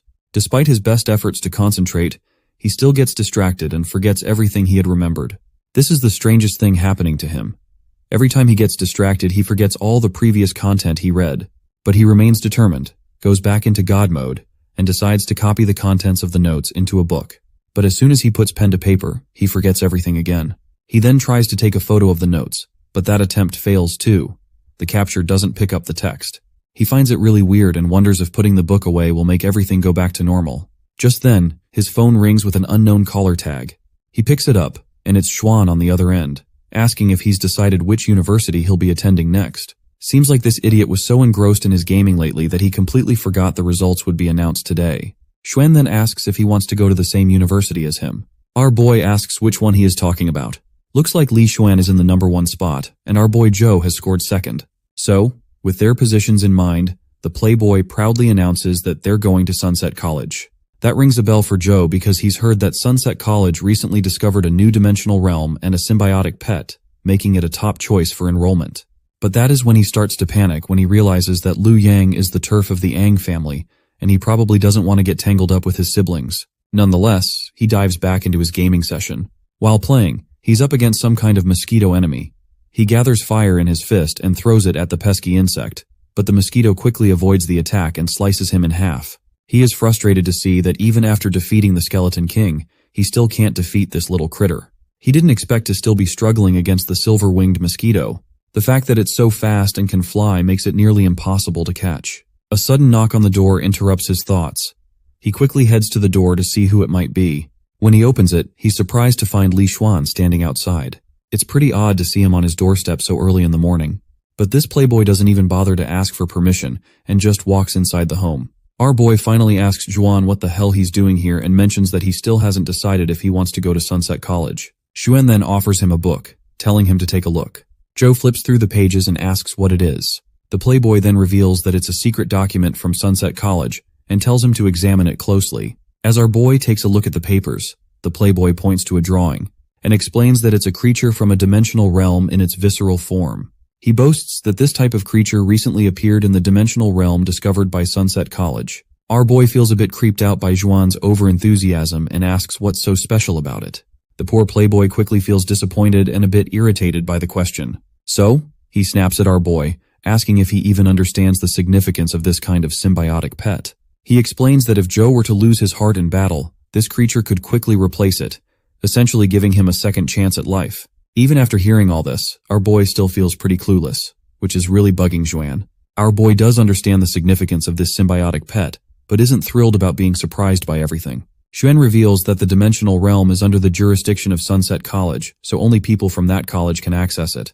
He adds that if the news were officially released, top students from around the world would rush to enroll, but the quota is limited. Hearing this, our boy's interest is finally piqued, and he quickly agrees to go to Sunset College. Xuan then mentions that there are rumors the Ang family will also be attending Sunset College. This news rattles our boy's nerves, and Juan is surprised by his scared expression. He asks why our boy looks so afraid, to which Joe just shrugs and says he's not scared at all. He confirms he's going to sign up today, and the playboy tells him to pack his bags because they're heading to Luoyang in his Lamborghini. A while later, we switch to an FBI headquarters or something like that, where two officers are still trying to track down Jin Daoxian. They pull up the security footage from Changjun Road and spot our boy on the video. They start making guesses that Joe might be connected with Jin Daoxian. Meanwhile, on a speedy highway where the city is about to face a storm, Joe and Xuan are tearing through the highway in their Lamborghini. Joe's having a blast, but he's also worried how this journey is going to take a lot of time, because they will have to bypass all of the areas near dimensional realms. He also thinks about the challenge his game is posing. The difficulty has almost doubled, and he figures that keeping on playing might just waste his blood. He glances over at Juan, who's lounging in the passenger seat. Feeling a bit drowsy, Joe starts to nod off but quickly jolts himself awake. He's sure that if he falls asleep in the car and gets sleep paralysis, he'll be in big trouble. But he's not sure why he's feeling dizzy and running a fever. Then, he remembers the old man Jin, who had mentioned how important it is to be healthy if he wants to impress girls, and how low energy isn't going to cut it. So, with that in mind, Joe decides that staying healthy is crucial. He resolves to play games in moderation from now on to keep his health in check. Well, this is a kind of promise I make on a daily basis, but I always end up writing down some fun stories all the time for you guys. Our boy starts feeling jittery just thinking about the old man Jin. He's seriously considering that if he ever bumps into that old coot again, he's going to give him a piece of his mind. Ever since meeting that guy, he's been feeling pretty down. He's determined to get his revenge once he's stronger, but suddenly, he feels something weird inside him. He reaches into his pocket and pulls out the notes the old man gave him. The name on the cover starts glowing with energy. Before he opens them, he checks on Juan, who's still deep in meditation, and figures he won't notice. Plus, he's bored, so reading the notes might be a good way to kill some time. As soon as he cracks open the notes, words start popping out, and yellow energy begins to swirl in the middle of his chest. After a while, those notes of Lost Immortal Sutra have vanished, and as he opens his eyes, he looks at his empty hand, and he's totally confused about what just happened. He thinks about if this was a dream. He wonders if this is a dream, but as he closes his eyes again, he suddenly finds himself standing in the middle of an enchantment circle, but he is jolted awake once more. It looks like since he finished reading the Lost Immortal Sutra, all that energy has cultivated inside him. When he checks his system stats, he finds that his QI spell has changed to Lost Immortal Sutra. He starts to concentrate, and a flash of light sparkles in his hand once again. He realizes that he can no longer use bitter meditation now, because the panel has switched to Lost Immortal Sutra. Not gonna lie, in this manhwa, the power system is so underexplained that it makes him want to puke. The whole thing is just an unexplained mess, and these shitty translations are only making it worse. Joe looks at his phone and wonders what kind of key spell this Lost Immortal Sutra really is. He also notices that he has managed to break the 9-point attribute limitation of the mortal stage. Feeling pretty glad that he became stronger, Joe is actually happy to have met the old man, Jin Daoxian. Once they finally enter the huge mansion, Juan reassures him to leave the matters of Sunset College to him, and suggests Joe stay here until college starts. I guess this is expected of rich people, since they can just afford mansions anywhere they want. Once they settle in the living room, Juan brings something to drink for his friend. Joe asks if he lives alone here without any helpers, to which Juan agrees. He then offers Joe a weird hybrid can of Coca-Cola and Pepsi. As they chug down the drink, Juan's phone abruptly rings. He talks to someone for a while, and once he finally hangs up, He tells Joe to just have a rest here, and in the meantime, he himself is going outside for some work. Once he's alone, he starts wandering around and quickly sheds his coat. He begins swinging his fists, and then reflects on how a power punch requires a big movement, making it tough to use the same technique to deliver a precise 1-inch punch. He remembers trying it on that pesky silver-winged mosquito, but the little critter dodged his punch with ease. Looks like he'll need a new technique to handle that mosquito. That's when he recalls the skill he picked up, which is skeleton palm. He glances at his hand, which is still billowing smoke, and thinks the skeleton palm's rank is pretty low, so it probably won't be very effective.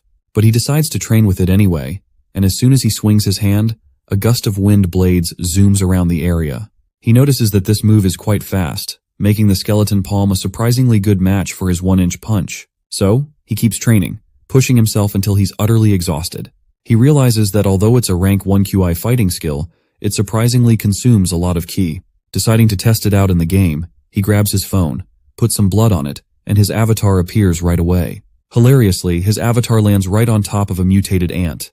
The little creature looks pretty ticked off and swings at him immediately. Looks like he's in trouble because his QE has dropped significantly after his training session, but somehow he manages to dodge the attack. But surprisingly, his QI recovers a bit, thanks to the Lost Immortal Sutra, which also boosts his movement speed, which seems like a nice bonus. He then delivers his mixture of 2 skills, known as 1-inch skeleton palm, hitting the ant directly and causing a big explosion that finally takes the little critter out. Just then, a system window pops up, showing an achievement. His skeleton palm has leveled up to level 10 and has been upgraded to ash palm. Our boy is amazed by this and notices the skill now consumes 5 points of ki, which makes it almost as powerful as his power punch. He's itching to try out his newfound power, but since the mutated immense strength ant is way too weak, he decides to test it on the skeleton knight. As soon as he presses the icon for that dungeon, his avatar lands in Guida City. That's when he remembers.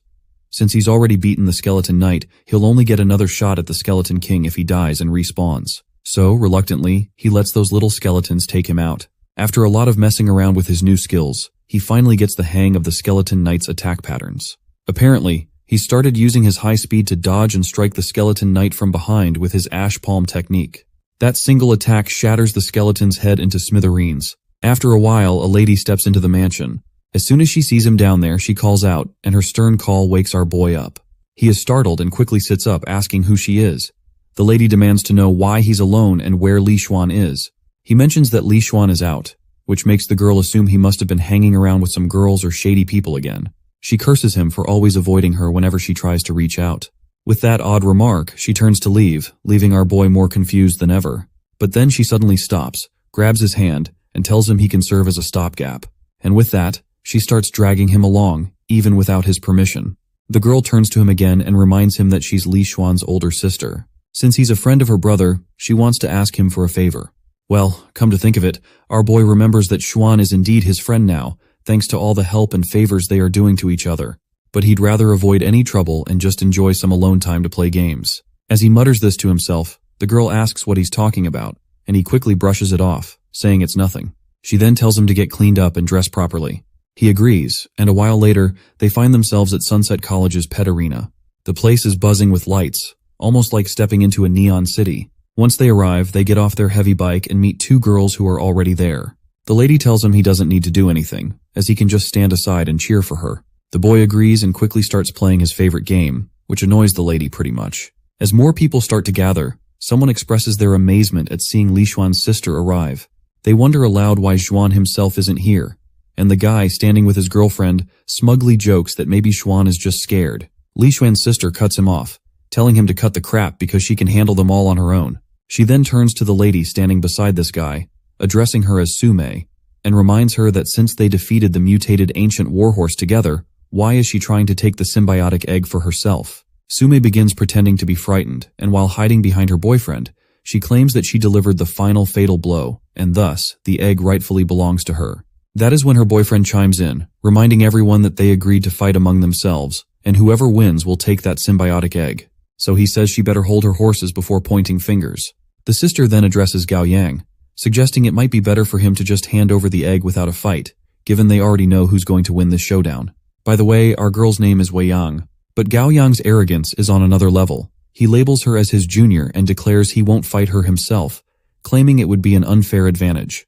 With a smug grin, He reveals he has another companion who will take her out. Just then, footsteps echo through the room, catching the Wei Yang's attention. As she looks toward the source of the sound, a figure emerges from the shadows.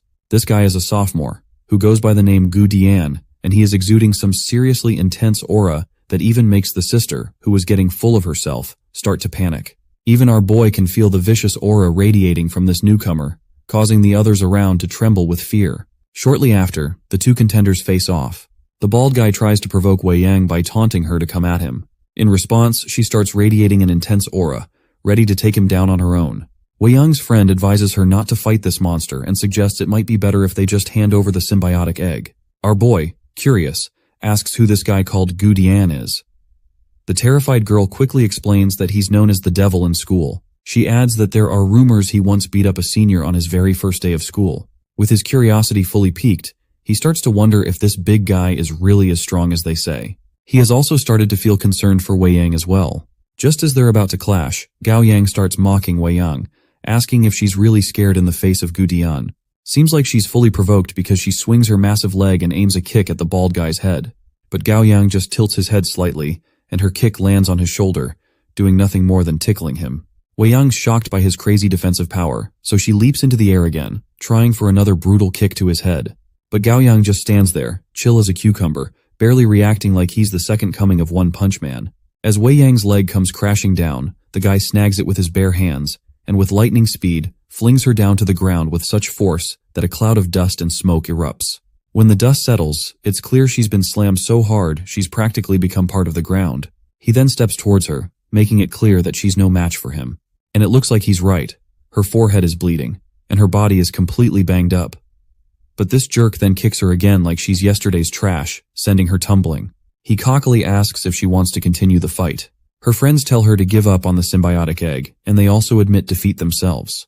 The cocky blonde woman begins throwing verbal jabs at Wei Yang, saying that even her friends have surrendered, so she might as well accept it like a good little dog before she gets herself messed up from every angle possible. Wei Yang tries to stand up with her trembling body. As she attempts to utter a few words, the bald guy grabs her by the throat and slams her down into the ground again, treating her like a discarded mud doll. The shockwaves ripple through the area and the bald guy stands up, thoroughly enjoying his moment of triumph. But the bald guy's eyes widen in surprise as our stubborn lady, Wei Yang, starts to stand up again, saying she's not done yet. Hearing her unwavering resolve, the baldy gets serious with a bloodshot gaze. He balls up his fist and starts running at her, but before he can throw his punch, our boy comes charging in. Their punches collide with a shockwave of power. Gu Dian is really intrigued by this newcomer who easily blocked his attack, and asks our boy who he is. Joe quickly introduces himself, mentioning he's just been admitted to Sunset College recently. Gao Yang throws in his 2 cents, saying that even though they'll be schoolmates soon, they're not going to hold back on giving our boy a lesson if he's trying to play the hero and save the day. The girl warns our boy that it's pretty dangerous here, so he'd better not jump into the fight. But before she knows it, he grabs her and hoists her over his shoulder like she's a toddler, telling her she's the one who should be resting and taking it easy. Come to think of it, doesn't it seem like this character has grown way too tall? And considering how short our boy used to look back in the first chapter, I just want to bleach my eyes. Anyway, despite all her protests, he carries her back to her friends. The ladies let out a sigh of relief, glad to see their friend is safe. On the other hand, Wei Yang isn't quite sure how our boy is going to deal with this bald guy. When our boy finally faces off with the bald guy, he tries to channel his inner Shunin protagonist and tells him that fighting to the death isn't the best solution. The bald guy then asks if he has any other suggestions for resolving the dispute. Our boy responds that they can keep the fight PG-13 and offers to give the bald guy a punch, and if the baldy takes fewer than 3 steps back, our boy will admit defeat. Gu Dian gets annoyed by what he sees as a meaningless tactic, so he starts radiating a menacing aura and tells our boy to bring it on already, and not waste his time. Xiao remains unfazed, however, and warns the baldy that his punch is pretty powerful, so he might want to save his teeth. Meanwhile, Gao Yang finds it pretty fascinating that Gu Dian just agreed to fight like that. The blonde woman is starting to lose her cool, worried that there's a good chance he might actually lose if he takes 3 or more steps back. But her boyfriend quickly chimes in, reassuring her not to worry. He explains that Gu Dian's Chui fighting skill is the porcupine armor, made from needle porcupine crystals. Not only does it make his body as hard as steel, but it also gives him a nasty counterattack ability. And since his porcupine armor has reached the 9th rank, the last guy who challenged him like that ended up losing his arm.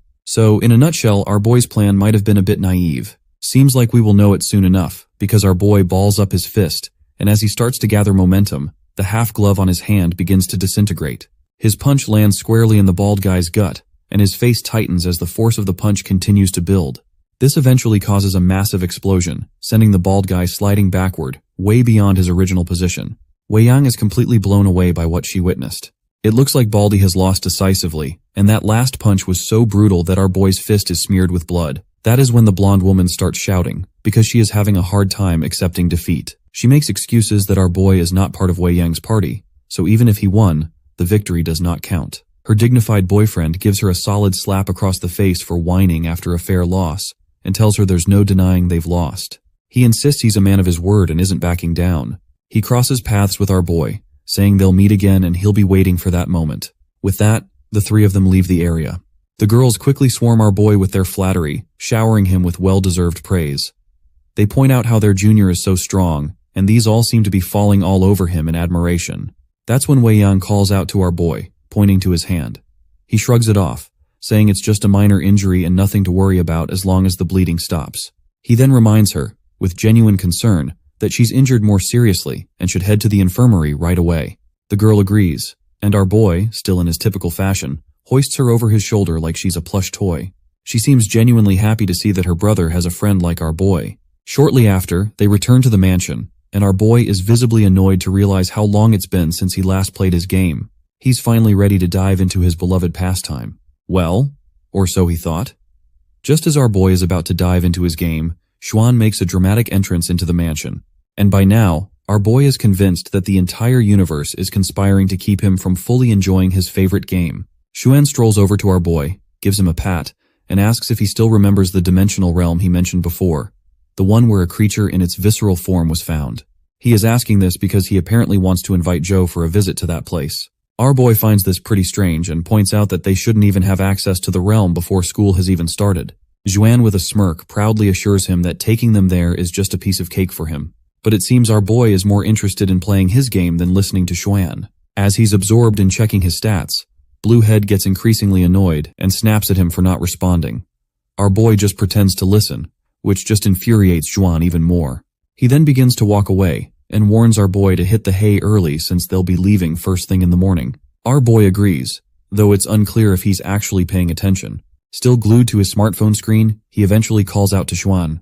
When Bluehead turns around, he asks what's required to hatch the symbiotic egg of a legendary level creature. Xuan is a bit surprised by this sudden question and asks if he's talking about the legendary level skeleton knight. He then advises him not to do anything foolish, explaining that it takes at least a dozen points of ki to hatch a legendary level creature.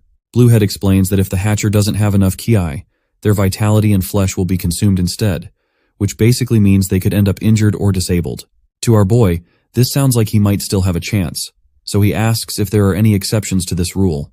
Xuan proudly explains that he himself is a big exception. His invincible constitution makes him more resilient and compensates for the loss of vitality, allowing him to hatch some legendary level creatures even at a lower level. However, Xuan warns that hatching a legendary level creature still costs him more ki than he can handle, and he can't sustain it.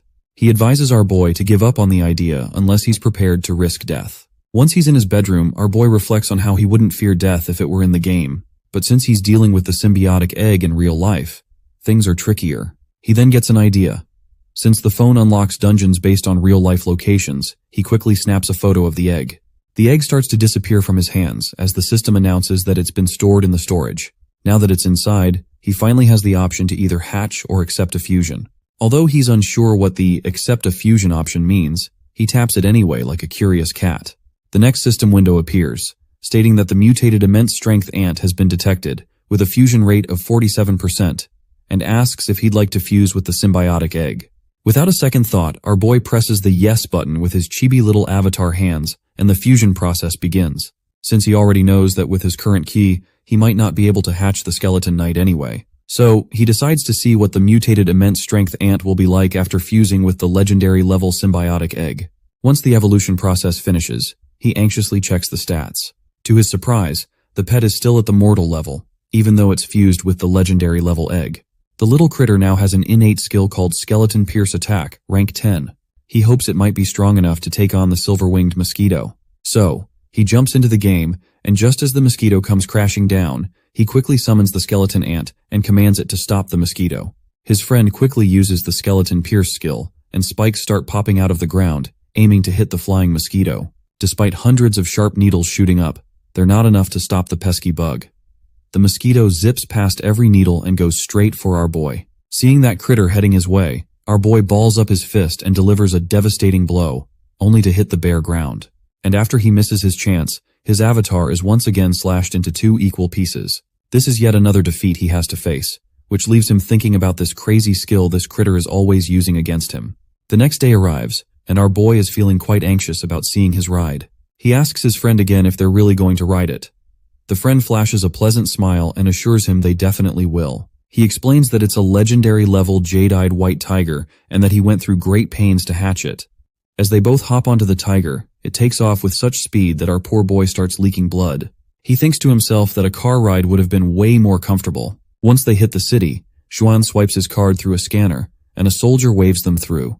They hop into an elevator that takes them further down into an underground facility. That's when they learn that Luoyang was once the capital of 13 countries. After the dimensional Strom got involved, the whole region sank and is now connected to a mysterious underground world.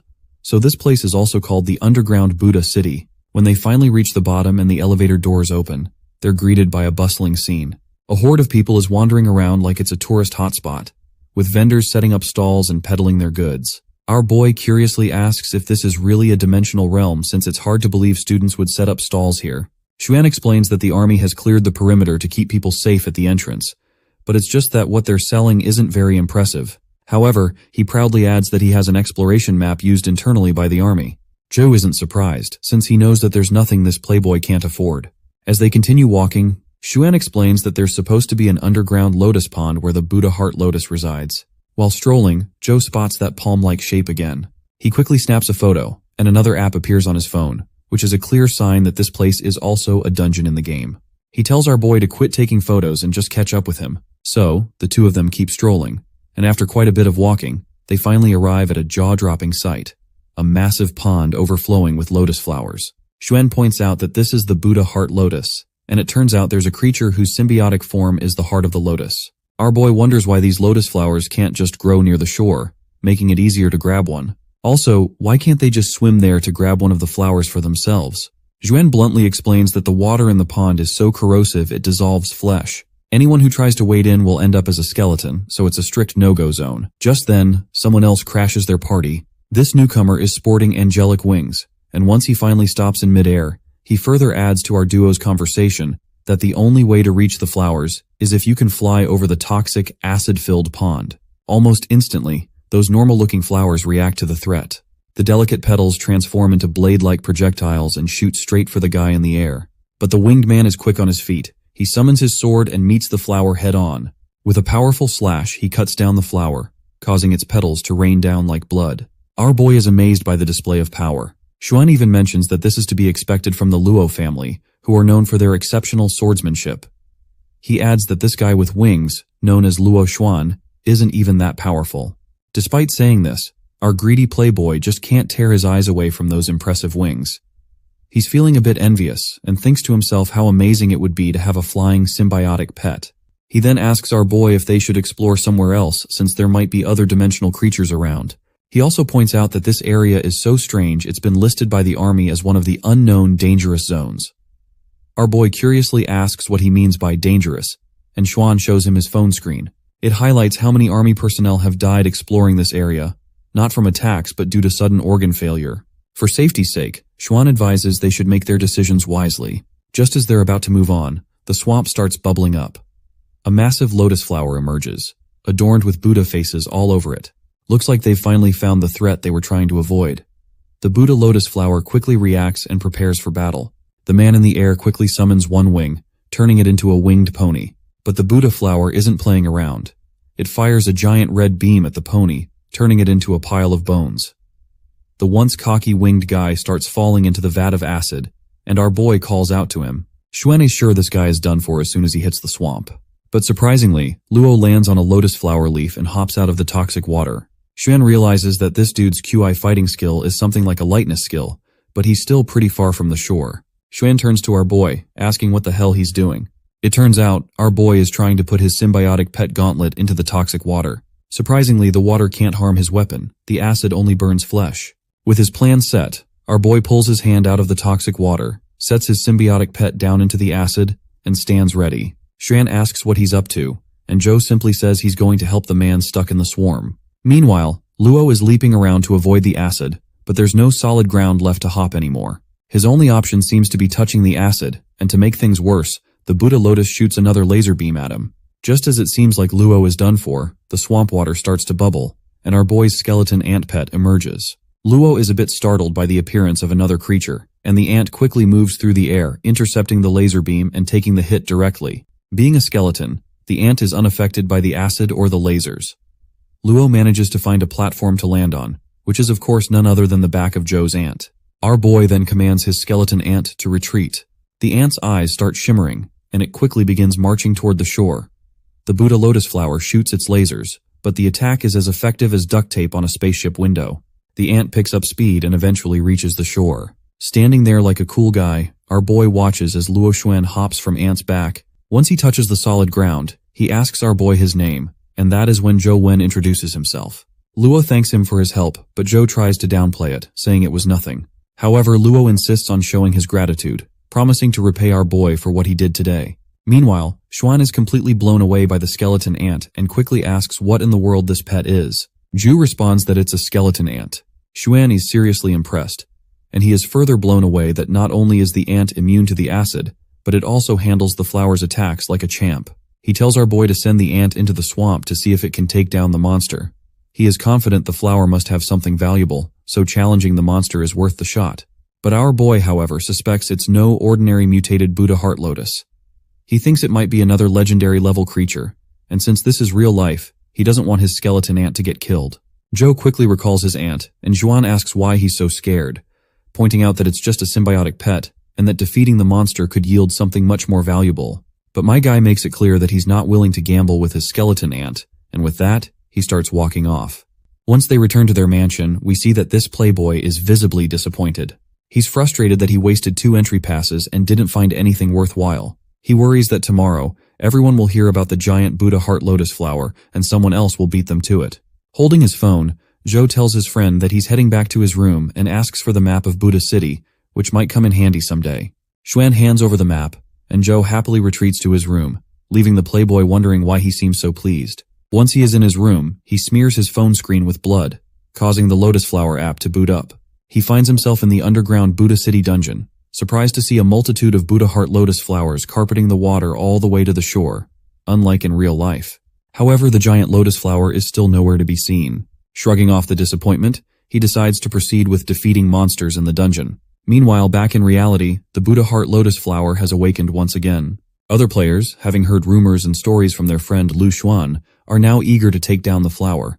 The lackeys of the main guy are pretty impressed to see their boss call in his top-tier legendary creature, a golden-eyed hawk, to deal with the flower. The cocky boss, with a dramatic adjustment of his glasses, sends his golden eagle to attack the Buddha Heart Lotus flower. Back in the game, Zhou Wen is dodging lasers with slick moves while cutting down lotus flowers left and right. His skeleton ant is also in action, delivering a final strike to a flower and causing it to drop a crystal. Seems like he finally gets something valuable after slaying so many creatures. He examines the skill crystal and realizes he hasn't heard much about the Buddha Heart Lotus's key fighting skill. Given the lotus flower's attack style, which seemed to involve hidden weapons, he decides to absorb the crystal. As he absorbs the crystal, he notices its effects in real life. The warm sensation he feels is completely different from the pain he experienced with his power punch absorption. This new warmth indicates a new, intriguing power, and he begins to consider how this might enhance his abilities. As Zhou Wen's heart feels relaxed, as if it's being touched by heavenly waters, the system flashes a notification. New skill acquired. Meditation rank 7. It's a strength-based skill he wasn't expecting. Curious about its effects, he concentrates, and a blue aura surrounds him from all directions. However, after a short while, he's disappointed to find that the only sensation he feels is a warm, comforting one. There's no immediate sign of the skill's power or impact. He thinks about his friend Li Xuan, and realizes that even he might not fully understand the chi fighting skill of the Buddha Heart Lotus, which is likely why he never mentioned it. In the game, Zhou Wen gets caught off guard by a surprise laser attack, but manages to block it just in time. His excitement bubbles over when he sees that there's a Buddha Heart Lotus monster in the game, just like he hoped. He eagerly commands his skeleton ant to go in for the attack. The skeleton ant leaps into action, while the Buddha Heart Lotus counters with red laser energy blocks. But these lasers barely make a dent in the ant. As the flower starts to sink back into the water, our boy grins, thinking the flower is running scared. So he tells his ant to finish it off. Just as the ant is about to strike, the flower's giant jaw snaps open, full of sharp teeth, and swallows the ant whole. My guy's grin fades, and his confidence shatters as he realizes the flower had a sneaky trick up its sleeve, leaving him feeling frustrated and tricked. Since he can't do much and can't get close to the swamp without his skeleton ant, he decides to head to the restricted zone Li Xuan mentioned. Even if he dies, he figures it won't be a big deal, since he kind of wanted to die and get respawned anyway. With that thought in mind, he starts walking into the restricted area. Once inside, he finds himself in a rundown place with flowing water and old Buddha statues. As he climbs the stairs, he thinks it's a really strange place, and he hasn't encountered a single monster on his way here. But suddenly he notices something and realizes the restricted zone is just ahead. This place turns out to be a small Buddhist temple. Well, he's not so sure about this small part, because it certainly doesn't look small at all. He starts taking his steps, but after just a few steps, the game is over. It's a bit of a moment for him since he didn't even realize when he died. He smears his screen with blood again and tries running inside the temple, but once more his avatar's body begins to twist. Before he knows it, the game is over again. This time he notices that when the character died, the internal organs seem to twist slightly. He remembers what Li Xuan said about those soldiers. There were no visible injuries, and everyone inside died from organ failure. So, it's clear now that even the military couldn't handle this situation. After so many failed attempts, he throws his phone away and decides to go back to sleep. The next day finally arrives, and the first thing we hear is hearty laughter. It seems like Li Xuan is pretty amused to hear that once people got wind of the Buddha Heart Lotus, some of them couldn't wait and ended up getting their butts handed to them by that monster. Our boy steps out and asks what's so funny this morning. Bluehead explains that last night, a senior took his legendary level golden-eyed hawk and tried to attack the Buddha Heart Lotus from above. All the feathers on his hawk were burned, and he finds it hilarious how miserably they failed. That's when our boy reminds him that if they had continued the fight, they would have been the ones getting laughed at. Bluehead further mentions that the news has gone viral on the college forum, and students from different grades are likely to try and take down the giant lotus. Our boy then asks if the military isn't going to eliminate the lotus. Xuan responds that although the lotus is powerful, there are likely many people in the military and the college who are capable of dealing with it. He explains that since the military hasn't taken any action yet, it seems they won't intervene. According to Federation regulations, the military is only supposed to intervene if the monster is above a certain danger level, unless there are special circumstances. It's a way to give the younger generation a chance to prove themselves and gain some resources. Just then, someone familiar appears at the door and gives a gentle knock. Xuan quickly responds, saying he's coming. Meanwhile, our boy's phone rings with his father's call. When he picks up, his father asks if he's currently in Luoyang. Our boy confirms he is and asks if there's any problem. The old man just smiles and explains that his stepmother, Lan, wants to see him and treat him to dinner. Our stupid protagonist quickly starts making lame excuses to avoid meeting his hot and sexy stepmother. Just take the chance, goddammit! If I were him, I would never have missed the chance. But just then, Xuan calls out to our boy that there's a visitor at the door who wants to meet him. As our boy starts walking toward the door, his father tells him that Ang Jing volunteered to pick him up and is on her way. Well, speaking of Ang Jing visiting, Xuan just told him there's a visitor waiting outside on the doorstep. He starts having a bad feeling about this, and his worst thoughts come true when he actually sees his hot stepsister. Xuan is shocked to realize that our boy is acquainted with the prominent Ang family and that his father married Ouyang Lan. Our boy quickly reminds his friend that he has nothing to do with the Ang family. It's just his father who married Ouyang Lan. Ang Jing gets annoyed hearing this comment and pouts for a moment, then annoyingly tells him that the driver is already waiting for them outside, so they should get going. It seems like our boy has no choice but to roll with it, so he just facepalms himself. As much as he wants to avoid the Ang family, he's just getting tangled up with them more and more. He tells Xuan that he's heading out, and his friend just flashes him an OK sign. With that, our boy follows his stepsister outside, and that's when she asks if he didn't practice the sun shooting spell. Our boy reminds her that their dad said he didn't give that spell to him. The girl gets embarrassed, and sternly demands to know if he's doubting that she was trying to trick him by giving him something random. Then, in her classic tsundere style, she annoyingly tells him that she's happy he didn't practice it, and explains that she gave it to him because she wants to hurt him with it. Our boy has no clue what her deal is and can't figure out why she's so angry at him. Still, He's sure it doesn't matter whether the spell was real or not since he's already learned Lost Immortal Sutra and can't practice other key spells now anyway. She tells him to get in the car, and once they're inside their luxury ride, we see someone secretly taking photos of our boy. These people appear to be from the FBI, and they've already created an entire profile on him. The assistant explains to their senior that Joe graduated from Guida High School, was seated second in his school, and was an excellent student overall. Currently, he's staying in Luoyang, which explains why they failed to find him back in Guida province. The senior deduces that our boy seems to have nothing to do with Jing Daoxian. However, the assistant reveals she's found something very interesting. Zhou Lingfeng, his father, is the man who recently married a widow from the Ang family. This news shocks the senior, who asks what the hell she's talking about. He finds it strange that Ouyang Lan would take a liking to someone like Zhou Lingfeng, and wonders if he has any connections with those Outlanders. The assistant explains that while Zhou Lingfeng did reach the legendary level years ago, he's too old to be accepted by the Outlanders. Maybe Ouyang Lan is interested in someone like him because he's a kept man. The senior objects, saying he doesn't see it that way because Ouyang Lan can't be that kind of woman. He explains that the Ang family was in chaos when its master died, with many big shots coveting their properties. Ang Tianzuo, who is her son, was only 13 at the time, so he questions whether someone as shrewd as Ouyang Lan would marry an incompetent man. Anyway, he tells the assistant to bring Zhou Wen to him first, and she agrees. He also insists that the Ang family shouldn't hear about any of this. The next scene takes us to a grand mansion, and our boy, feeling anxious, steps out of the car. He's blown away by the mansion's opulence and finally sees his father along with his stepmom. His stepmother greets him warmly, saying she has been looking forward to meeting him for a long time. At the dining table, food is served, and his stepmother encourages everyone to try it. She offers him some lobster, which is also her daughter Jing's favorite. Jing happily nods in affirmation, looking forward to eating the delicious lobsters, but her mother bursts her bubble by saying that since Zhou Wen is their guest, he should be allowed to eat first. Of course, Jing isn't thrilled to see her food being taken away just to be served to our lunatic MC. She gives him death glares, and the intensity of her anger is so immense that our boy can almost feel the heat radiating from her. The mother tells him to just ignore Jing and whispers into his ear that she is intentionally trying to punish her for bullying him before. The boy anxiously takes a piece of lobster and stuffs the fancy food into his mouth. He can tell the food is quite tasty, but he still doesn't understand what her deal is and why she is looking at him like that. He can't shake the feeling that she's completely different from Jing.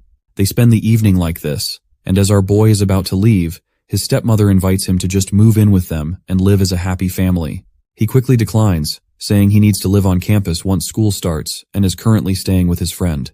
But in his mind, he is more concerned about his stepsister Jing, because he's sure that she would kill him if he stayed here.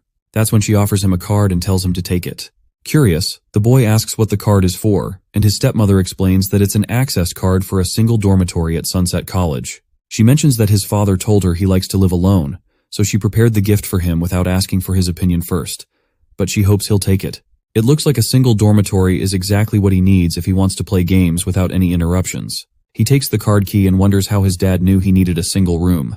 He thanks her and calls her madam, but she takes it the wrong way.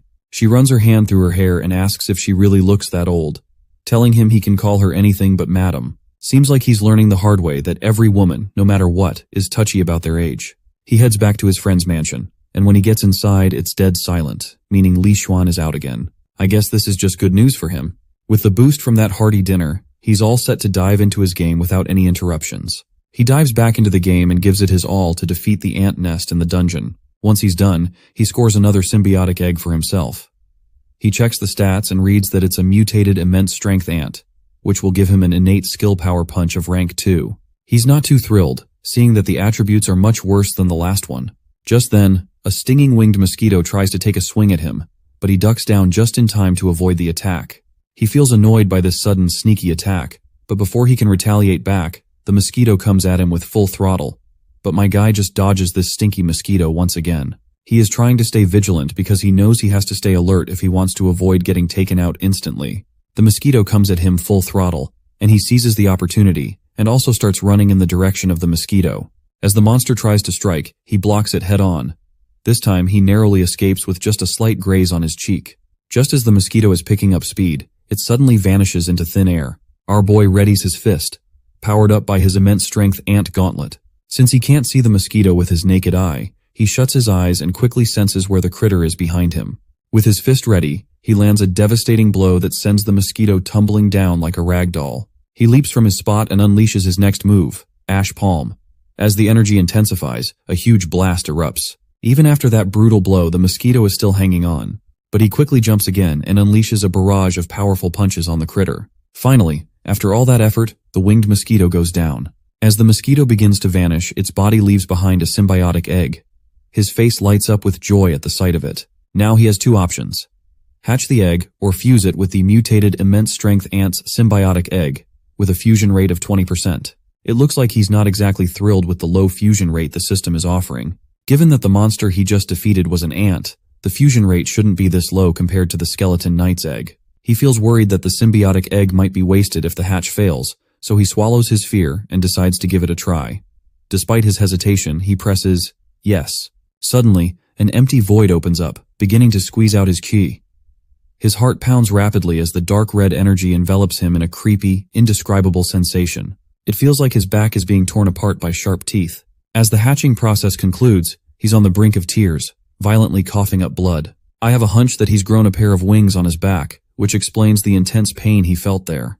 He's feeling dizzy, not only from the intense blood loss while trying to defeat the mosquito over and over, but also from the real-life effects that left him on the edge. Eventually, exhaustion gets the better of him, and he collapses. His phone starts ringing, but in the next scene, strings of words hover around him, pulling him back to consciousness. Groggily, he gets up, glad that the real-life pain isn't as severe as what he felt in the game. Otherwise, he might not have made it. He smears blood on his phone screen to check his status, dreading the possibility that the hatching might have failed. But to his relief, the egg has successfully hatched. Eager to try out his new abilities, he quickly summons his avatar. When the silver-winged mosquito finally materializes, what he sees leaves him utterly devastated, because it's just a tiny mosquito. His shocked voice echoes through the mansion as he stares at the little critter, completely floored by the underwhelming result. He examines the stats and reads that this thing is a silver-winged mosquito larva, which is classified as a legendary pet. He has no clue what a larva actually entails, but he brushes it off and notes that the attributes are surprisingly poor for a legendary creature, especially considering how ferocious it was when it tried to kill him. Despite its weak attributes, it does look kind of cute. Suddenly, his phone beeps, and the system announces that the silver-winged mosquito is feeling pretty hungry, so he better feed it right away. He's clueless about what this little critter is supposed to eat, but when he presses the yes button to feed it, a system window pops up, asking whether he'd like to feed it the mutated skeleton ant or the mutated immense strength ant. Zhu is frustrated to see that this little critter has such picky tastes. He certainly doesn't want to sacrifice any of his other symbiotic pets for it. He starts grumbling about who designed this trash mosquito that can't simply eat regular monsters from the game. Meanwhile, the little guy, still cute as ever, is drooling and eagerly showing signs of hunger, ready to devour anything to satisfy its appetite. With no other options left, he reluctantly proceeds to sacrifice the symbiotic egg of the mutated immense strength ant. As soon as he presses the button, energy swirls around the little critter as its hunger is finally being fulfilled. Once he's done feeding, he decides to check out the critter's symbiotic form since this baby version isn't likely to be much help in a fight. As the mosquito morphs into its symbiotic form, a pair of wings sprout behind his avatar. He excitedly takes to the air, testing out his newfound ability to fly. The speed is exhilarating, and he feels a rush of thrill from such immense power. The wings grant him impressive agility, although they can't lift him too high. He realizes that while he can maneuver deftly at low altitudes, his flight is limited to just a few meters off the ground. Since he can now fly, it seems pointless to continue hunting ants, so he decides to dive deeper into the depths of the caves, ready to explore what lies ahead. As he ventures deeper, more and more ants start popping up, and the path keeps getting narrower and narrower, with monsters crawling around everywhere. When he finally looks at the scene from a bird's-eye view, he sees countless critters, and he's totally lost on how he's going to fight them off. But then he remembers he can fly, so he figures he can just zip right over their heads without getting hurt. Unfortunately, that plan doesn't work out as expected. The little ants quickly band together and form a giant hand, which lashes out at him, swarming him from all sides. Once he is stuck inside this swarm, light starts leaking from the horde of ants. Using his ash palm skill, he obliterates all those pesky ants surrounding him, clearing out the entire area. The impact is so intense that it punches a hole in the ground, and he starts falling into a place where there's nothing but a single boulder. Just when he thinks he's safe, he notices something near the boulder. It doesn't take him long to realize he's stumbled upon an ant nest, and now those critters are heading straight for him. Once he's overrun by the flying insects, his avatar eventually bites the dust, and he's pretty banged up. It's a real shame he can't explore the dungeon any further, as he'll need his silver-winged mosquito to recover before he can use those sweet wings again. His stomach starts rumbling, so he heads to the fridge, only to find it completely empty. Looks like he's got no choice but to head out and grab some food. As he steps outside the city, we notice a car trailing him. Inside, someone reports that their target has left the house and is heading for the main street. They ask if they should move in now. This woman, known as Lisa, while applying some lipstick, replies to her junior that it's too crowded right now. Since Chow asked them to stay undercover, she reassures them that she'll handle the situation. As our boy strolls down the footpath, the girl quickly positions herself in his path, making sure she looks absolutely smoking hot. She's determined to charm him as soon as he lays eyes on her. While he's still walking, completely unaware of what's coming, the lady hides behind a wall, waiting for the perfect moment. Eventually, she steps out and pretends to be clumsy, falling to the ground. Without missing a beat, she puts on a show with fake tears and calls him a handsome fella, asking him to help her up. But our guy, being the Giga Chad he is, just walks right past her without giving her a second glance. This response really ticks her off.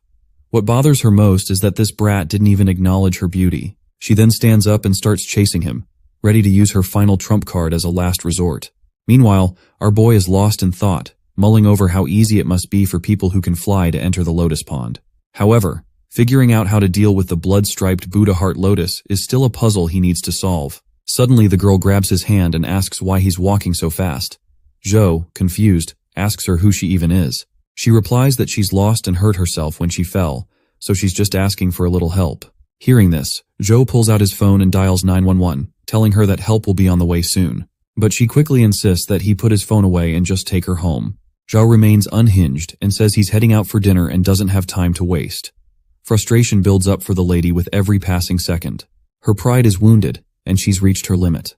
Deciding she's had enough, she unleashes her powers and lunges at him, ready to knock him out and take him back by force. A violent explosion erupts from their clash, and as the dust settles, the woman is left standing alone while our boy quickly flies up and stands above a signboard.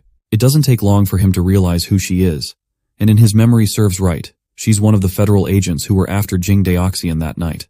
It seems she underestimated him. He's actually more agile than she anticipated. Growing more serious, she starts summoning fire. Meanwhile, our guy dials 911 and reports that he's being attacked. Seeing this, the girl grits her teeth, because if the police see her attacking him, her identity could be exposed, and she doesn't want to attract any unwanted attention. Reluctantly, she starts walking away, telling him that she's letting him off the hook this time. With that, she disappears from view. The boy lets out a sigh of relief and jumps back down, and he is still curious about why the Federation would be after him when he hasn't committed any crime. As he thinks it over, it suddenly dawns on him that he might be mistaken for Jing Daoxian's accomplice. He quickly calls his friend Li Xuan, and when his friend picks up, he sounds genuinely surprised and pleased to see that our boy is actually calling him by his own will. But our boy doesn't waste time catching up, and tells Xuan to find a private place because he has something important to reveal. After a while, once he's explained the situation, Xuan is shocked to hear that he's encountered Jing Daoxian. He also expresses how jealous he is feeling, because he also wants to meet someone as legendary as Jing Daoxian. Looks like our boy made the right call by not telling his friend about the Lost Immortal Sutra, otherwise he would have been over the moon with excitement. Anyway, Xuan further explains that based on the description our boy gave, he's almost certain that the hyenas are behind this. He explains that hyenas are a special federal organization that deals with things the government can't openly interfere in. He elaborates that hyenas are ruthless and will do anything to achieve their goals, no matter the consequences. They're notorious in the Federation, which is why they're called hyenas. Well, it looks like dealing with these hyenas is going to be really tough. Our boy then asks if he can get him into college ahead of schedule. He further explains that while the hyenas, or the Special Inspection Unit, are very powerful, they can't openly violate the law. Therefore, they'll be even more cautious at Sunset College. Xuan agrees that it's a great idea and teasingly reminds our boy that after all, Luoyan is Ang family territory. If he were to live with the Ang family, no one in the world would dare lay a finger on him. The boy, however, prefers not to discuss the Ang family and tells his friend he'd rather keep that topic off the table. After making that little joke, Xuan reassures him that he'll make sure his friend can get into college ahead of schedule as well. With that, our boy ends the call, and he begins gritting his teeth, clearly annoyed by the sudden trouble surrounding him. All the relief from these troubles boils down to one thing, which is, if only he were powerful enough. The next scene takes us to the Special Inspection Unit of the federal government. There, we we find a clearly annoyed senior laying into Lisa. He's furious because she should have stayed undercover, and he's worried about how he's going to explain the situation to his own superior, who will be calling him soon. Lisa quickly apologizes, saying it's all her fault. She admits she misjudged the situation and as well as our boy's preferences and his strengths. She then puffs out her chest and requests another chance to make things right, promising to deliver positive results this time. But the senior tells her that it's not so easy to get a hold of Jo-Wen now. He instructs her to check out some documents, hinting that the situation is more complicated than she realizes. The girl is curious and a bit confused about the documents. The senior explains that he had his teacher dig into the secrets of Ouyang Lan and the Ang family, and everything is laid out in those files. When Lisa opens the file, she's stunned to find that our boy has actually been enrolled in Sunset College ahead of time. What really gets her is that this place used to belong to Ang Jin, so it makes no sense how could the Ang family give it to Jo-Wen, who's just an outsider. By the way, if you are curious about what place we are talking about, it's about something called God-bestowed gift, and the Ang family has chosen Jo-Wen to receive this thing called God-bestowed gift. I can't deliver any more spoilers, so keep yourself strapped and watch. The senior reassures her that although it sounds crazy, his teacher's intel is solid.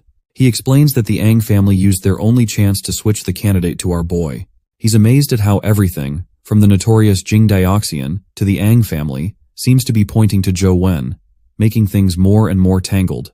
Meanwhile, our boy suddenly sneezes and wonders if he's catching a cold, but he doesn't realize that he has become the target of some trashy federal agency who is going to nag the hell out of him throughout the series.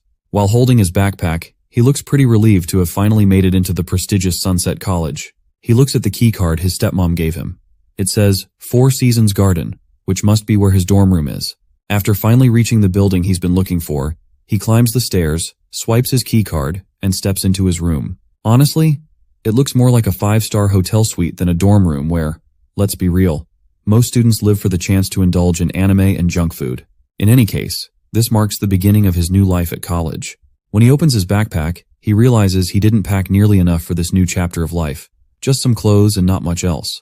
So he decides it's time for a shopping trip. He pulls out the campus map and starts looking for shops. As he's checking his phone, a girl starts descending the stairs. He looks up and sees Ang Jing.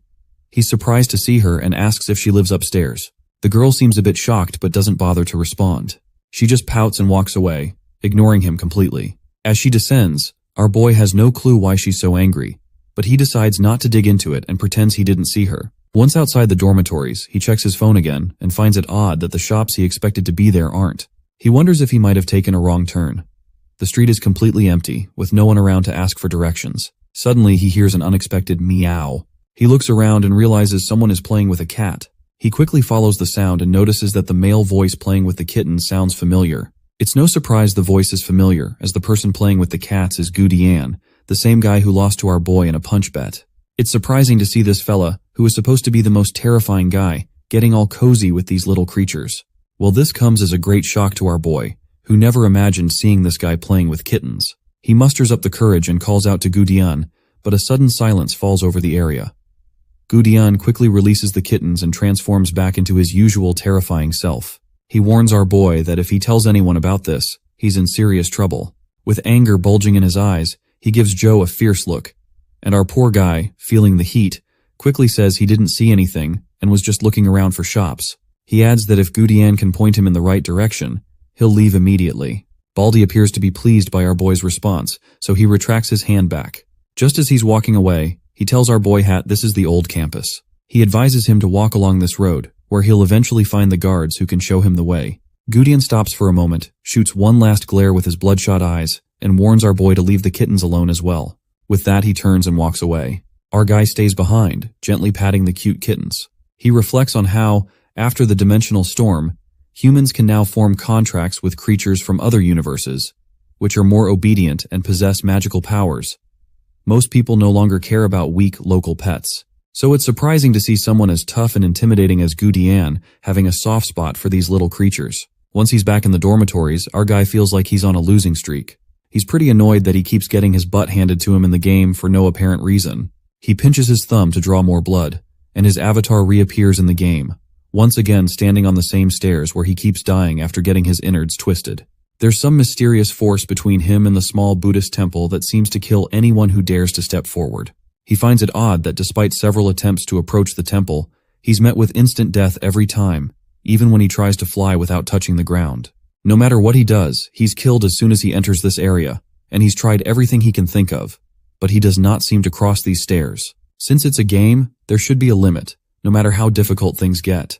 Even though the skeleton knight and mosquitoes were very strong, he was able to figure out how to defeat them eventually. However, this time he's getting killed without any warnings. It's no longer a boss fight. It feels more like facing a sealed door he can't enter without the key. If he wants to access the small Buddhist temple, he needs to find the corresponding key. But in Buddha City, he can only explore the Lotus Pond right now, and there's nothing there. Reflecting on the meditation skill he acquired, he decides to give it a try. The skill, which he got in Buddha City, doesn't improve attack speed or defenses, and it consumes chi to maintain the state. With his meditation skill activated, he starts descending the stairs again. As soon as he reaches the bottom, he jumps over the ground, and this time, he survives.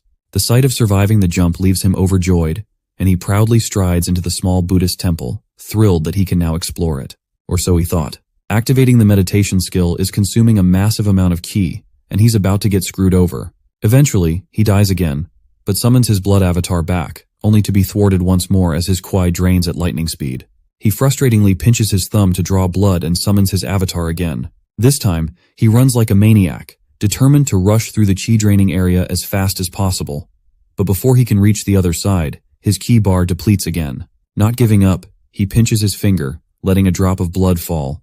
He reflects on how his speed isn't quite fast enough to get him through to the small Buddhist temple, so he starts to consider using the mosquito instead. He is feeling pretty smug after activating the wings, and he is pretty sure that he's finally going to make it.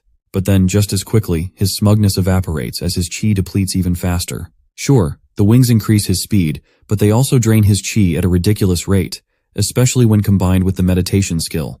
He grudgingly finally admits that it's impossible to get through this area with just a rank 7 meditation skill. The only option left is to use skills at higher ranks. He decides that maybe he should explore the Lotus Pond again, hoping to find something useful. Just as he's about to set off, his phone rings. When he picks it up, it's Li Xuan on the other end. Xuan casually tells him to come to the Lotus Pond and watch the show. Zhou gets curious to hear this and asks what's so interesting about it.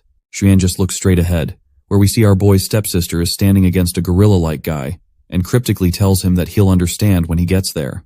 As she stands there, murmurs ripple through the crowd. People are saying that she had already reached legendary level before she even enrolled, and the guy standing against her is Yang Lu, a 3rd-level legendary figure. Apparently, this gorilla claimed he would kill the Buddha Heart Lotus as a gift for her. She glances at the flower and, with her usual swagger, tells him not to waste his breath on something as mundane as flowers. She's confident that he's just all bark and no bite and couldn't possibly defeat the blood-striped Buddha Heart Lotus. Her remark infuriates Yang Lu, who feels humiliated by her dismissal. On the other hand, Xuan is impressed to learn that the flower's actual name is the blood-striped Buddha Heart Lotus, which confirms that she has thoroughly investigated the monster. We then also see this lackey, Miantu, from earlier chapters. He points out that Yang Lu is trying to impress the Ang family, which is why he's putting on this show. Xuan points out that while the Yang family is famous, they are nothing compared to the Ang family. Heck, even the Yang family's business relies on the Ang family, and Ang Jing would never be interested in someone like Yang Lu. The lackey agrees, adding that the only person truly worthy of her is Li Xuan himself. But the boss quickly shuts his lackey down, saying he's not interested in Ang Jing at all. After all, he's not the type to clap cheeks of his friend's sister, and that friend, of course, is our boy. When our boy finally strolls into the scene, he looks at his stepsister and asks Xuan if he really called him here just to show off his sister. The playboy just smirks and says that's not the main event. He points out that his sister has an admirer, and as her brother, it's his right to check out the man who's fallen head over heels for her. Meanwhile, Yang Lu is seething with anger after the humiliating rejection from our stepsister. He's confident that once he takes down the blood-striped Buddha Heart Lotus, he'll make her swallow her words and accept his gift. But the girl dismisses his promise as pointless and tells him to stop humiliating himself. That's the last straw for Yang Lu. He summons his pets, and 2 white eagle-like birds appear in the sky. Miantu is awestruck to see these legendary-level silver-eyed eagles, and there are 2 of them no less. The cocky Yang Lu barks orders to his pets, and they quickly zoom towards the lotus flower. The lotus flower does not sit idly either, and fires a red laser again, smashing directly into one of the eagles. Yang Lu just laughs it off, saying that such puny tricks can't hold back his pets. As those eagles disperse that red blood laser attack, they strike back at the flower, which leaves Miantu awestruck once again. He is blown away by the fact that those feathers are immune to blood erosion. I guess it's no wonder they're at the legendary level. By now, he is pretty sure that Buddha Heart Lotus might actually be at risk of being plucked out after all. But just then, our boy throws in his 2 cents, saying that it's not going to be that simple, and that the battle is far from over. As the eagles continue to scratch at the formidable petals, the lotus flower begins to awaken. The petals unfurl, and the eagles quickly retreat. The flower gives the pesky monsters a cold, menacing look, sending a chill down Yang Lu's spine. Seems like it's clear to him that he's bitten off more than he can chew. Xuan explains that, in theory, most of the lotus creatures are weak, but this one is a completely different species. However, it seems this cocky gorilla isn't ready to back down without a fight. He quickly turns his eagles into fiery beasts, which are resembling the reincarnation of phoenixes. With their fiery forms, they charge at the lotus flower at lightning speed, deploying their golden claw ability. But the flower quickly hides behind a red-crimson shield, stopping the phoenixes before they can deliver any devastating damage. The gorilla is stunned to see that the flower even has a defensive key fighting skill. But that is when he also realizes that the blood shield only defends against attacks directly around it, so he decides to keep the flower occupied with his phoenixes, while he sends another phoenix eagle to attack from above, where the flower is unguarded. Our boy quickly realizes that the gorilla is about to attack from above, and this triggers a memory of his past game experience, where the monster devoured him from above. He screams that it's a literal trap. But before the gorilla can make sense of what he's saying, his eagle has already reached the mouth of the lotus. The monster's giant mouth, lined with sharp teeth, opens wide, and in a split second, one of the fiery eagles is gulped down in a single chomp. The flower lets out a satisfying burp after having a roasted bird for dinner. The onlookers are stunned to see this horrifying sight, and Yang Lu just lost one of his precious eagles in one fell swoop. Even Yang is baffled by what just happened. He quickly recalls his last remaining familiar, and all he can do now is grit his teeth in frustration. That's when the guy starts strutting toward our boy, towering over him like a big shot. With his usual swagger, he asks how in the world our boy knew it was a trap. Well, Zhou can't exactly spill the beans that he's already battled this beast in the game, but thankfully, Miantu jumps in and says, "Of course Zhou knew it was a trap. After all, he is ranked second in the real combat test of Guida province." The gorilla just laughs it off, and Miantu just doesn't let it slide. So he asks this cocky guy, "What's so funny, huh? Don't you feel even a little regret for losing your silver-eyed eagle? If it were me, I'd have dug a grave and crawled into it out of sheer embarrassment." Yang Lu gets pretty ticked off and demands to see how the guy ranked second is going to take down the lotus. Miantu confidently responds that Zhou can handle it with ease, and it's going to be a piece of cake for him, unlike Yang Lu, who's just made a fool of himself in front of everyone. Meanwhile, our guy stays silent, as he is not sure what to say. That's when his stepsister comes rushing in. She gets right up in his face and asks if he can actually take down the blood-striped Buddha Heart Lotus. Once again, our boy isn't sure what to say. As much as he hates to admit it, he hasn't actually defeated the blood-striped Buddha in the game, and the lotus here is showing off some moves that didn't appear in the game either. But with her sharp gaze boring into him, and he doesn't want to look like a coward by admitting he can't handle it. So he just clenches his fists in frustration. Meanwhile, the gorilla starts chuckling and points out how Zhou looks pretty scared, saying that talking is the only thing he seems good at. That's when Li Xuan chimes in, and he expresses his desire to join our boy to defeat this monster. The gorilla is pretty startled by this unexpected development, because he didn't expect the famous playboy of the Li family to get involved. But then he starts grinning, thinking that even the silver-eyed eagles couldn't handle this. So they're just daydreaming if they think they can take down the monster. With that, the gorilla agrees and says he's looking forward to seeing their plan in action. A little while later, the crowd is gathered on one side, while our boy and his 2 allies are on the other side. Li Xuan is visibly pissed that Miantu provoked the gorilla and dragged them into this challenge. But our boy reminds him that pinching this dude's cheeks isn't going to help now, because they have already accepted the challenge, so they better focus on their next plan. Zhu is pretty confident, even though his blood avatar wasn't enough to take down the monster before. He's sure that with all 3 of them working together, the outcome might surprise everyone, especially since Li Xuan has 2 legendary-level creatures on his side, giving them a better shot at victory. The only hitch is figuring out how to get into the lotus pond. Zhou admits he can't rely on his skeleton ant alone, and can't protect all 3 of them during the fight. Xuan also points out that he doesn't have any flying creatures, and his new sky conch can barely manage to stay airborne. That's when Miantu steps up, placing a mask over his face and saying, "Leave this to me." He summons his pet, and suddenly a giant turtle pops out of the sky, plummeting into the acidic water. As it floats there, it creates a solid platform on its shell, giving them a way to stand above the acid. Li Xuan is pretty fascinated to see that even Miantu has a mortal-level symbiotic egg. At first he thought only Zhou had pets of that caliber. Anyway, The three of them ride atop the giant turtle and head towards the flower. Miantu tells his friends that they should go fight the twisted flower, while he commands his dragon-scale turtle to support them from the sidelines. With that, both Joe and his friends start unleashing their pet powers. Then, my guy jumps into the sky, summons his skeleton ant, and hops onto its back. Li Xuan doesn't waste any time showing off either, and quickly begins to transform, leaving the crowd going absolutely wild when they see that even the notorious third son of the Li family has a legendary level creature. Our playboy proudly dons his dark armor and gets ready to dive into the hack-and-slash action. Meanwhile, the cocky gorilla is fuming, seeing that these three might actually defeat the monster after all, thanks to their powerful pets. His stepsister watches intently, not missing a moment. It looks like our armored playboy is struggling to keep his balance on his conch, so Joe tells Miantu to keep an eye on Li Xuan since the floating ability of the conch isn't very flexible. They gotta make sure their friend does not fall into the acid. Miantu nods and says, "Leave it to me." With that, both of our boys charge at the monster. The Buddha quickly shoots out crimson projectiles at the party, but Joe tells his ant to block them. The skeleton ant promptly rises up and takes the crimson projectiles head-on, protecting them from the attack. That's when the black-armored guy spots his chance and slashes his sword at the monster. The flower retaliates with its crimson fluid-like attack again, but Xuan's slash cuts straight through that crimson stuff and hits the flower right in the face. Meanwhile, Zhou's ant lets out a powerful roar, and spikes begin to emerge from the curb, slamming directly into the flower's body. But this flowery jerk remains totally unfazed. It quickly pulls out its crimson stuff again and obliterates those spikes like they're nothing but cucumbers. Seeing the old trick, Zhou wonders if the flower is trying to lure them into attacking from above. But then the playboy jumps in, saying they don't need to do that, because he's confident they can take this monster down from the front. He charges his sword and starts vanishing into thin air. Meanwhile, the monster isn't just sitting around. It lets out a massive roar, and a tornado-like force starts swirling in its mouth. The heavy air pressure makes it tough for our boy to get close, but the armored guy holds his ground. Once he's done charging up his sword, he comes crashing down on the monster like a goddamn meteor, and that single attack obliterates the lotus flower from the inside. Just as the petals of the flower start burning down, a frog sitting inside it spits out some weird stuff from its mouth.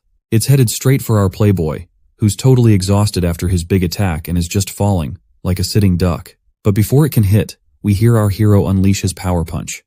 Flames erupt, completely obliterating that dark stuff.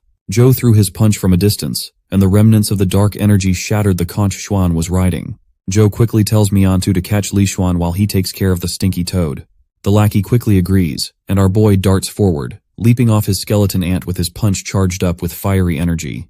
The toad spits out more of its gooey stuff, but our boy easily sidesteps it like it's nothing. By now the toad is pretty sure that he is screwed, so it braces itself for the impact.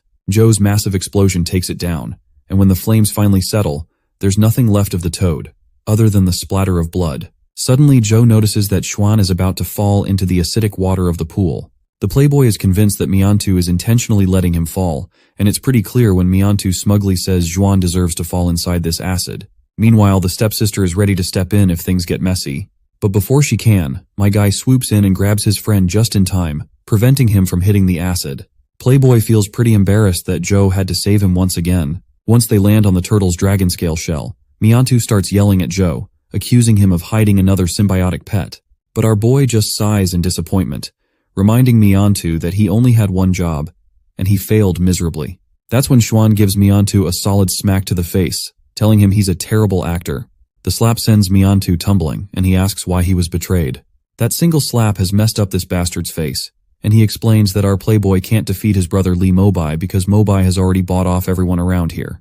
But then, Miantu pulls another sneaky move and shatters the dragon crystal that Joe and Xuan are standing on. He makes it clear that if he can't take down the playboy alone, he'll gladly drag everyone down with him into the acid. As the rubble starts sinking into the acid, things look grim for both of our boys. But just in time, they're saved by a mysterious blob that encapsulates them before they can fall. And who's behind this rescue? Well, none other than Joe's stepsister. The next scene takes us to the investigation office at Sunset College. There, both boys are grilled by the officer, and after taking in all the info, the officer tells them to just leave. Once they're outside, Li Xuan is feeling utterly disheartened, wondering why everyone seems to be gunning for him.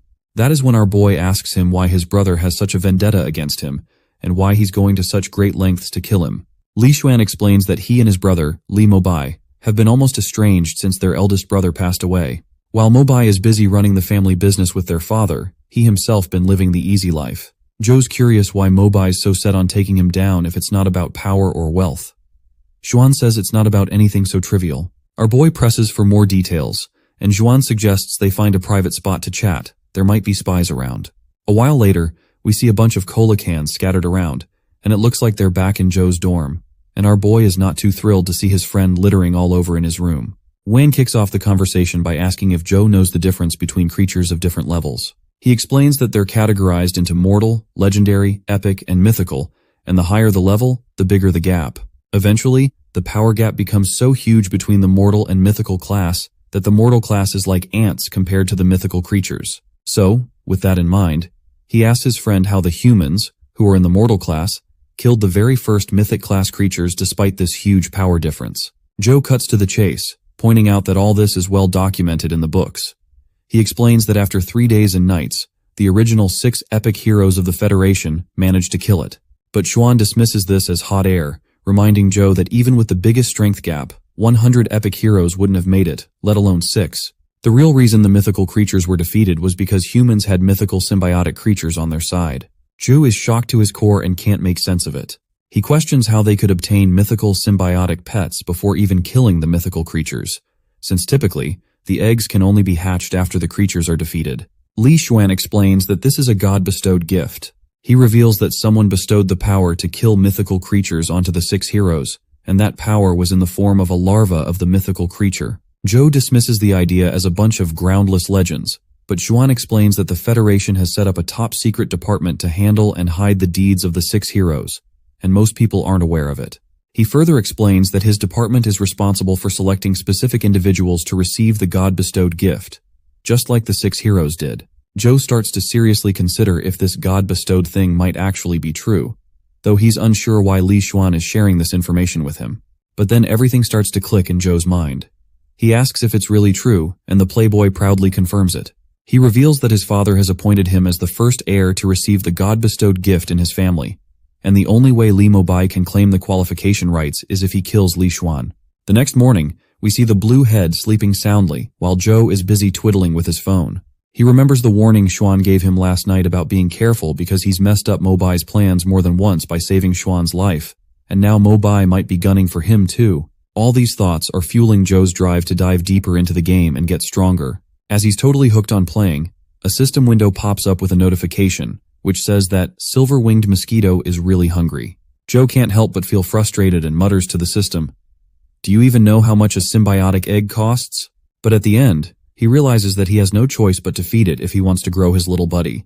The only way to acquire eggs is by taking down these monsters, who tremble in fear as they see Joe approaching with his bloodshot eyes. In the college, a crowd of students gathers to watch footage from yesterday, where our boys took down the monster with impressive ease. The students are amazed by Li Xuan's legendary creatures, especially since they've heard he's only at the ordinary level.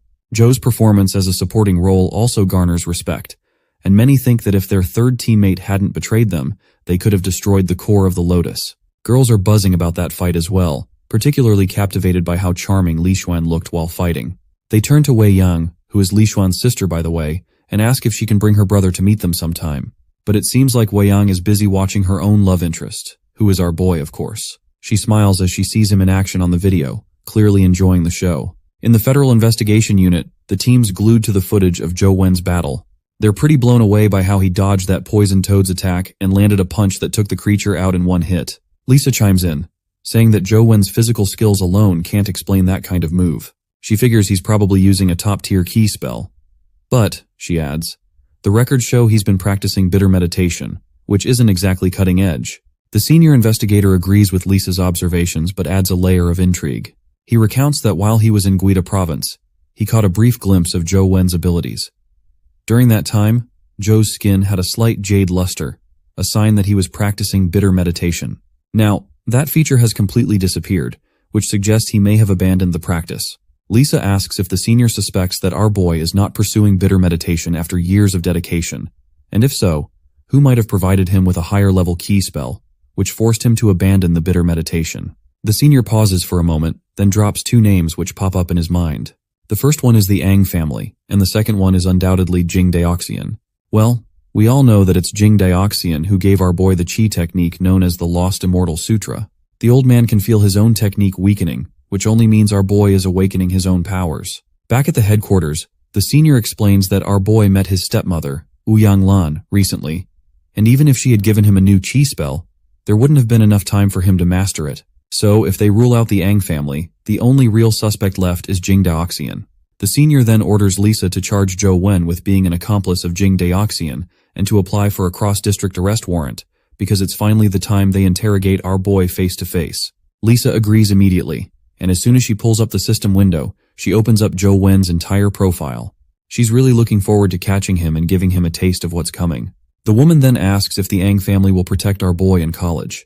The senior reassures her that as long as they get the warrant, they won't have any reason to protect him under federal law.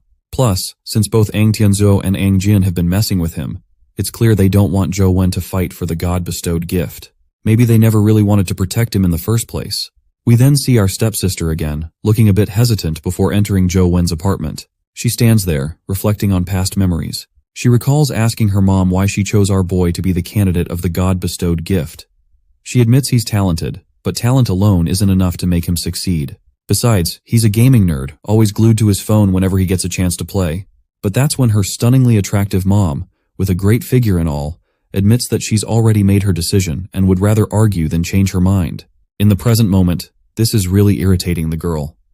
She's determined to prove to her mom that she's way better than him. She eventually decides to knock on the door, but before she can do much, Zhou opens it himself, still glued to his game.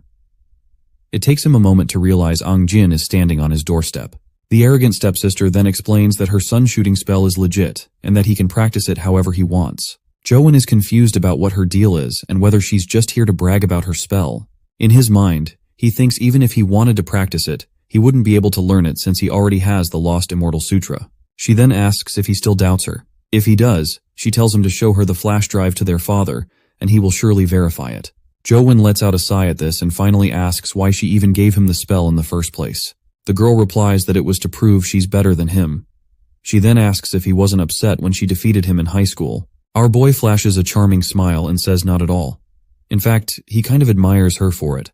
This annoys her, and she tries to remind him that she defeated him publicly, so it makes sense he'd want to bounce back and get revenge. She explains that she's seen his abilities at the Lotus Pond, and believes he'll reach the legendary level after 3 months of practicing the sun shooting spell. She'll allow him to practice it, but until then, she plans to challenge him again. Our boy simply asks if he can give up now, admitting defeat. But this stubborn lady just gets even more annoyed and tells him he must fight her again. She's fuming at the top of her head, completely baffled by how her mother ended up choosing this guy. Eventually, she withdraws her hand and decides to head back to her dormitory. She offers Zhou some chi crystals as a prize, saying he's welcome to take any he wants since she won't be going easy on him this time. Zhou stands there in silence, reflecting on how she's a talented girl, recognized by the Federation, who reached legendary level at just 13. It doesn't make sense to him why she's so determined to fight him. Well, it seems like this idiot is clearly still in the dark about being chosen for the God-bestowed gift as the Ang family's candidate. Nonetheless, he grabs the garbage bags Li Xuan littered last night, takes out the trash, and returns to his game. He's still glued to the screen and the action is intense. It looks like he's finally defeated the Lotus Buddha flower, and his ant skeleton has snagged the Buddha Heart Lotus egg. He quickly retrieves the egg from its pet, feeling anxious as he opens the stats tab. Li Xuan had mentioned that the symbiotic heart of the Buddha Heart Lotus is very useful. Meanwhile, his silver-winged mosquito larva is starving and will soon disappear if it doesn't eat anything in time. He lets out a defeated sigh and decides to feed the little critter first. As soon as he presses the button, the larva begins to undergo evolution, bathed in bright, flashy lights. Zhou Wen anxiously hopes that his larva will get bigger, but in the end, he's disappointed to see that the larva remains just as small as before. He's already fed it 2 ordinary symbiotic eggs, but it's still a larva. He wonders if ordinary symbiotic eggs are less effective for legendary creatures. It's tough to get a legendary symbiotic egg, and it would still take him a lot of effort, even if he fights Skeleton Knight over and over. The drop rate for legendary eggs is so low that it is going to take him forever to grab one. He leans back on his bed feeling defeated. He reflects on how he still has his sister to deal with, and if he doesn't reach the legendary level within 3 months, he's in serious trouble. He then remembers that thanks to the Lost Immortal Sutra, he can't even practice the sun shooting spell. He's still in the dark about how the sutra works and how he can advance further. As he beats himself up over his lousy luck, a knock on the door grabs his attention. When he opens it, he sees the familiar face of Gao Yang. Our boy asks what's up, and Gao Yang says he's here to apologize. This raises a red flag for Zhou, who is unsure of the real reason for the visit. Gao Yang continues his yammering, saying there will be no discord or conflict, and he wants to apologize for the past. He simply wants to forget their past grievances and extend his hand toward Zhou, taking the first step toward their friendship. Our boy accepts the gesture of friendship and proceeds to close the door, mentioning that he's in the middle of a game.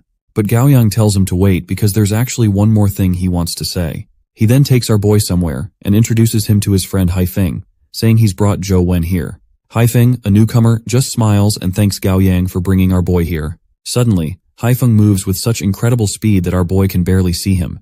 He appears in front of Zhou Wen in the form of a monstrous creature. But my guy remains cool as a cucumber and tells Haifeng that if he really wants to fight, they can just settle it in the arena, so there's no need to make a mess here. Haifeng then snaps his fingers, and the dark red creature begins to disappear. He compliments our boy on how he remained unusually calm and sharp. As the dark form disappears, we see Haifeng has arrived with two of his lackeys. He begins by apologizing for his previous impertinence and introduces himself as Hu Haifeng. Without wasting any moment, he cuts to the chase and invites Zhou to join their team and help them take down the blood-striped Buddha Heart Lotus together. It seems like our boy probably didn't completely destroy the core of the flower last time, which is why the lotus is still around. Anyway, he asks why he's being chosen for this, and Haifeng explains that he studied the video of the battle between him and the Buddha Heart Lotus. While Li Xuan performed brilliantly, Haifeng found our boy's command and judgment even more intriguing. He points out that the academy has people stronger than Li Xuan.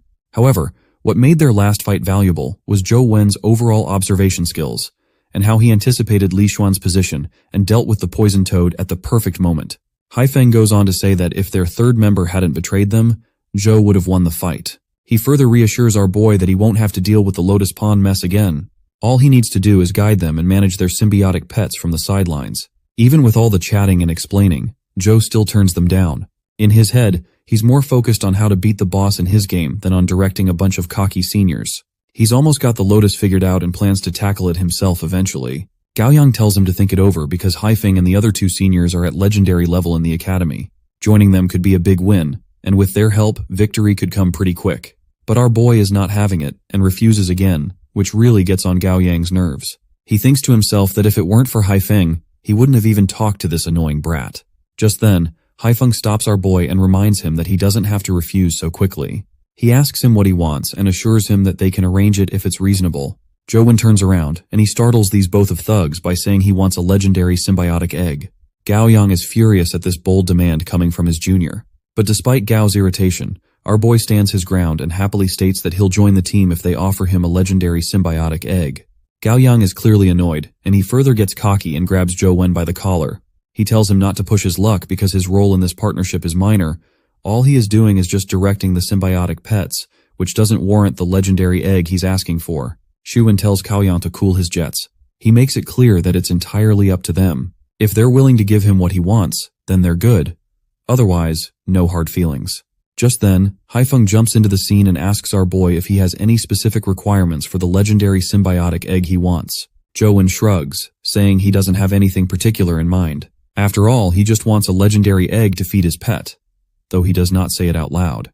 Haifeng then tosses an egg toward our boy and asks if that will be satisfactory. Well, Zhou Wen is clearly pleased with the offer and has no further demands, because getting a legendary symbiotic egg for free is more than enough for him. Haifeng extends his hand for a fist bump to seal the deal, and Zhou Wen quickly reciprocates, finalizing their agreement. As they part ways, Gao Yang turns to his friend and questions how he could give away the flaming toxic bee's symbiotic egg so easily. He doesn't understand why he trusts Zhou Wen so much. Haifeng reminds his friend that after watching the video of the battle, he felt our boy had something special, which is almost as if he'd fought the Lotus before. Gao Yang is a bit shocked to hear this, but Haifeng just walks off, telling his friend not to stress. The egg is now just part of the deal, serving as insurance against their failure. Back in his room, our boy summons his winged mosquito. Once the little critter appears, he flashes the legendary symbiotic egg he snagged for dinner.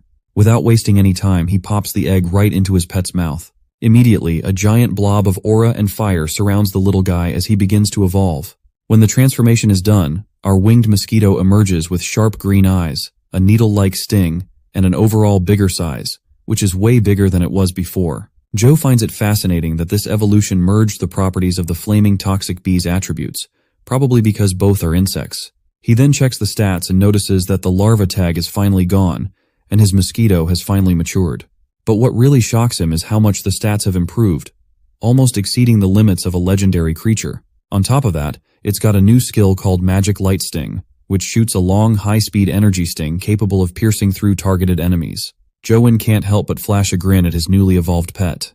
With its awesome upgrades, he's feeling pretty confident it can definitely take down the blood-striped Buddha Heart Lotus. He quickly drips some blood onto his screen, summoning his blood avatar, along with his upgraded winged mosquito. Without wasting any time, he sends his mosquito charging at the lotus.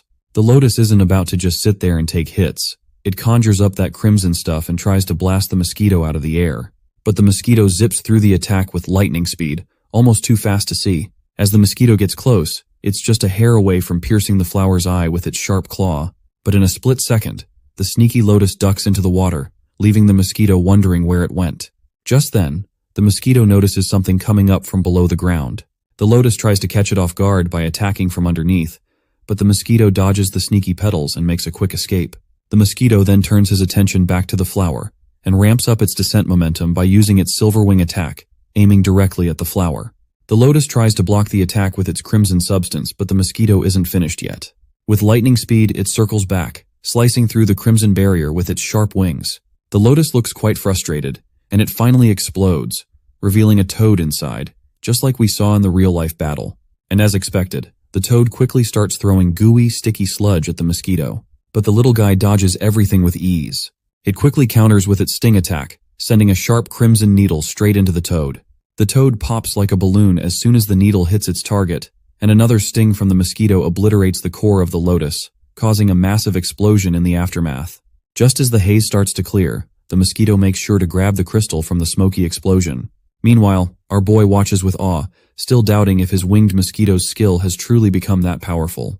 His pet returns with the prize in its mouth and quickly spits out the demonic crystal of the lotus. Joe doesn't waste a moment and grabs up the red crystal. He is feeling pretty confident that the QI fighting skill of this blood-striped Buddha Heart Lotus might be the key to entering that small Buddhist temple. He absorbs the crystal, and this time the absorption process starts to affect him in real life as well. It feels like a searing heat trying to cook him alive, but Joe endures the pain like a champ. Moments later, the system announces that the demonic crystal of the blood-striped Buddha Heart Lotus has been absorbed, and his original skill, meditation, has been upgraded to a stronger skill known as blood meditation. Once the process is over, Joe-Win's body is still emitting steam. He rinses his sweaty shirt, giving it a solid twist to wring out the water. After that, he activates his newly acquired blood meditation skill. As expected, the QE consumption rate with blood meditation is slower than with regular meditation, allowing it to last for about half an hour. He is now feeling pretty confident that this skill will help him explore the small Buddhist temple like a pro. Without wasting any time, he dives back into the game. He finally crosses the stairs of the underground Buddha city, making his way with renewed vigor, showing no signs of exhaustion. He's feeling happy that this enhanced meditation skills is helping him resist the power of this area. After a few minutes of running, he finally reaches the main entrance of the small Buddhist temple. He's feeling pretty nervous before going in because he's not sure what kind of monsters he might run into. But he goes in anyway. After looking around for a bit, he's kind of weirded out that there aren't any dimensional creatures around. Then he spots a slab on the other side with some Chinese writing on it, and the title on the slab says it's a short sutra on perfect wisdom.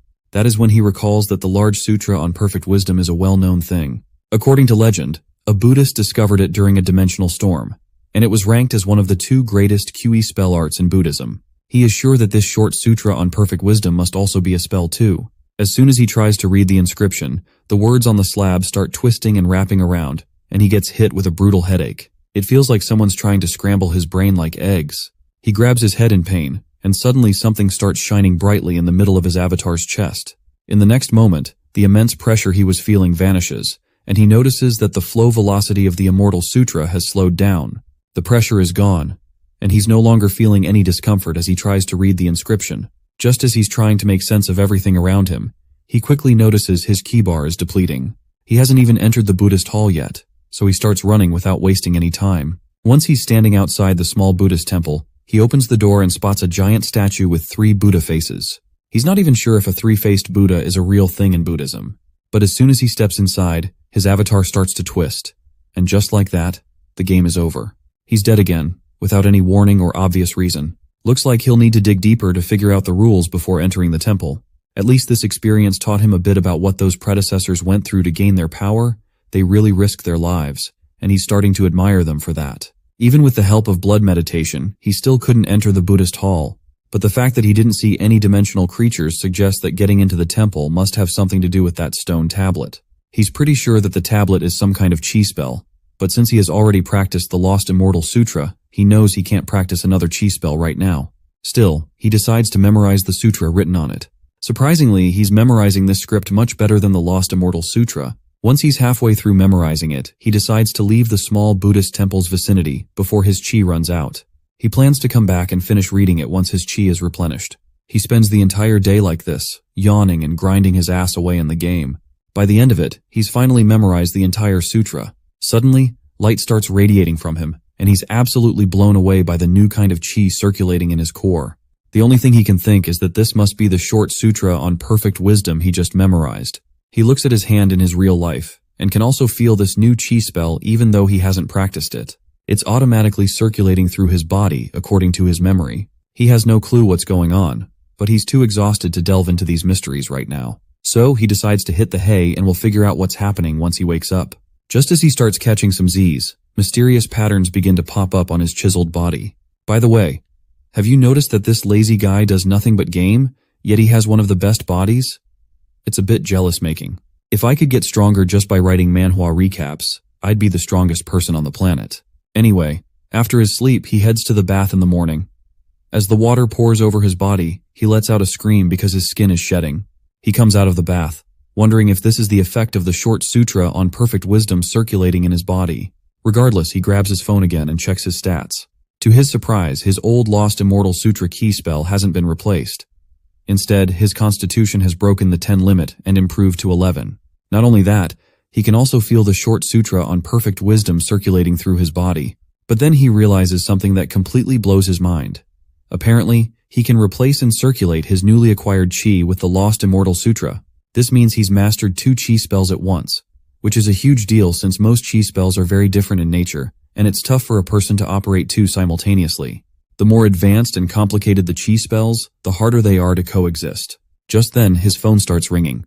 It's Haifeng, who reminds him that they've already reached the lotus pond to challenge the lotus flower and asks why he hasn't arrived yet. Looks like our guy got so caught up in grinding his game that he forgot he had a promise to fulfill. Shortly after, he makes it to the lotus pond, where we see that the party has already started attacking the core of the lotus flower. And our boy is the one who is calling all the shots, and with his flawless guidance, the team manages to obliterate the blob of goo. Our boy quickly tells everyone to back off at least 20 meters. The beasts start stepping back, but that's when this cocky guy, who seems to be using his backside to think, insists that they should deliver the final deadly move now instead of retreating. This rowdy guy decides to take charge himself and orders his flying beasts to launch their bloodblade rain. The birds throw their feathers, which begin to demolish the area. A giant explosion rocks the entire area, and one bird gets caught in the explosion and gets burned to smithereens. The cocky guy is left silent after making this blunder. Our boy makes it clear that he won't be compensating for the loss of the bird because the guy didn't listen to him. The cap guy apologizes and admits his mistake, saying there's no need for him to pay for it. Once the lotus flower is finally reduced to debris and dust, we see 2 teachers standing near the entrance of the tunnel. The blonde teacher feels quite jealous that someone like our boy will be her student.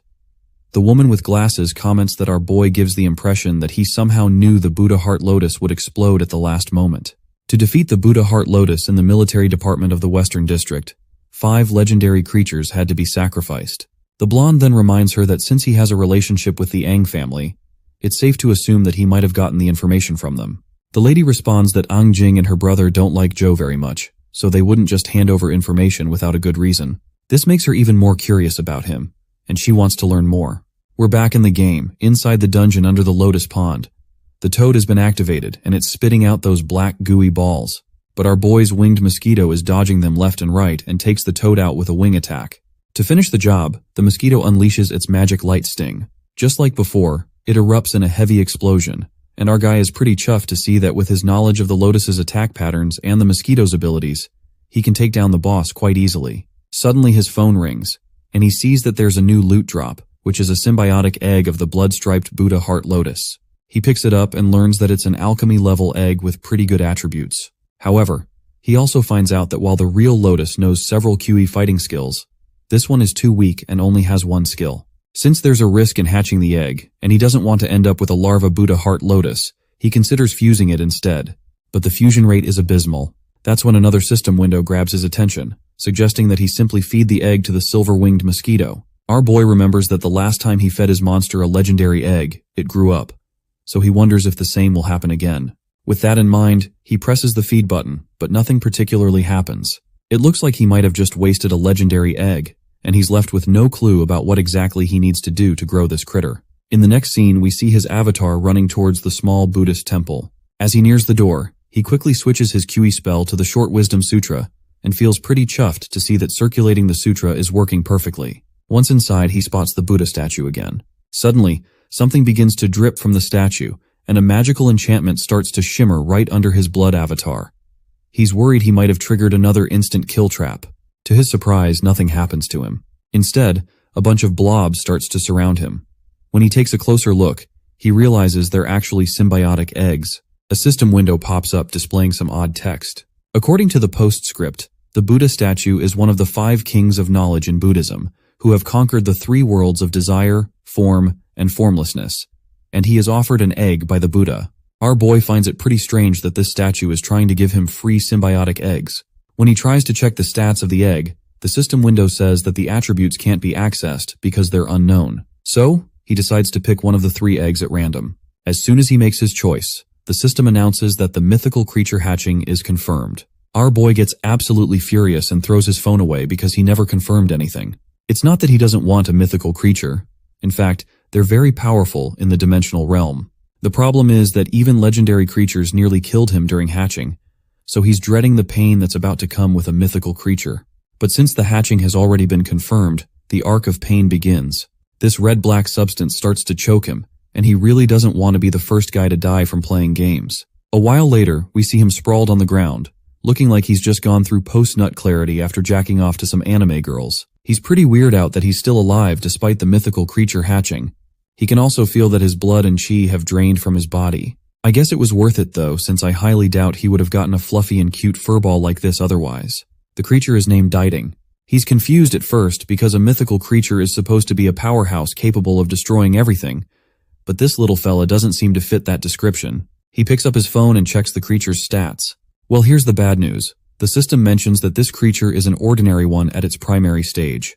What shocks him most is that this ordinary creature has all attributes in the 2-digit range, which seems far from ordinary. It's hard to believe this could be considered ordinary at all. Still, he was told it was a mythical creature, and now he feels like he's been scammed by this crappy system. Nonetheless, he starts pondering the system's mention of the primary stage, and wonders if this monster can grow like the silver-winged mosquito. In myths, the white dog of Bodhisattva Ksitagarbha could hear everything in heaven and earth, and in Journey to the West, Diting could differentiate the real Monkey King from the 6-eared macaque, while many other gods couldn't. This little creature, however, looks quite different from what he had expected. He then decides to check out the creature's symbiotic form.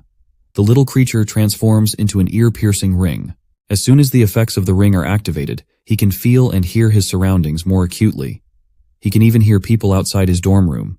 That's when he catches the voice of Jiang, who seems to be groaning intensely, making him suspect she might be having a blast with her middle fingers. He even feels like a pervert for eavesdropping on girls, and decides to tune out and refocus.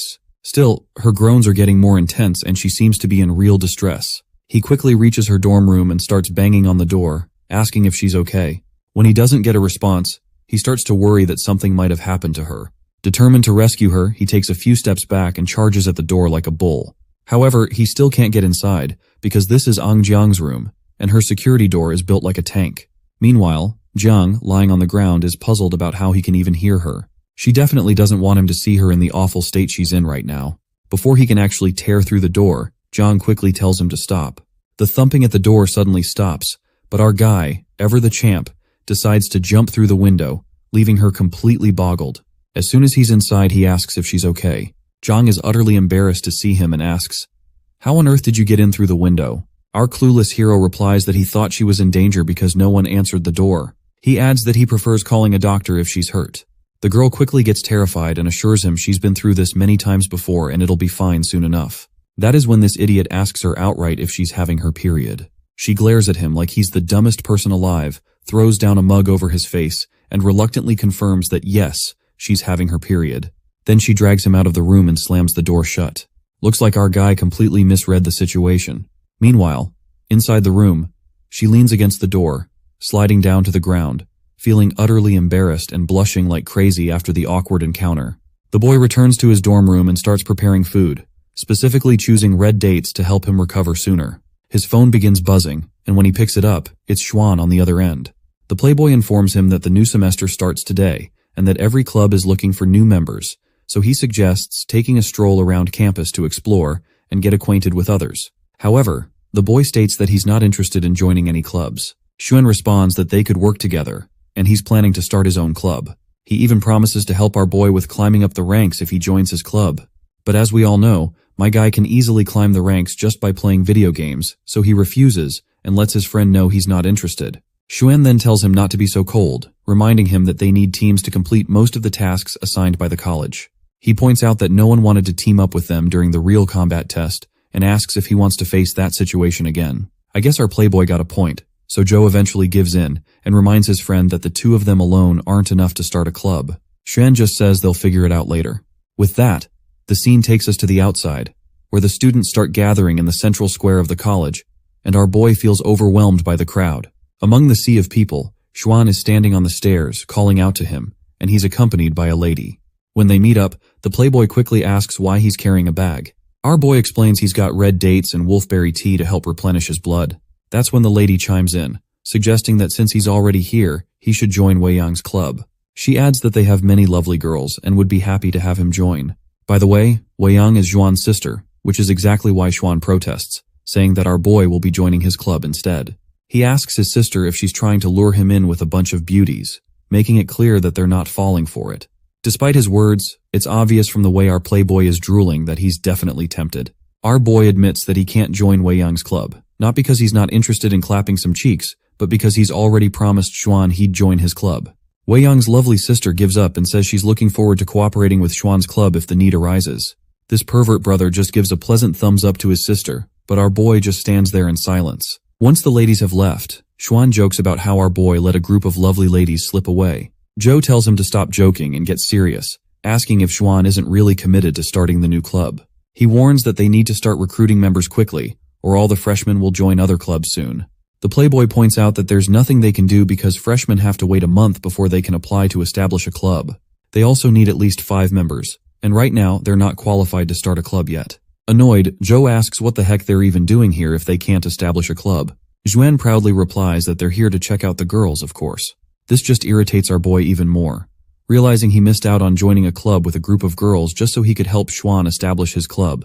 But then, a familiar voice calls out to our boy. Hearing this, Joe turns around, only to see 2 of his former friends standing before him. He wasn't expecting to run into them here, and he finds it rather fascinating that they all ended up at Sunset College again. Xuan nearly jumps out of his skin when he sees a hottie in shorts and quickly asks our boy who this bombshell is. Zhu introduces her as Feng Ruxi, and mentions that they used to go to the same high school.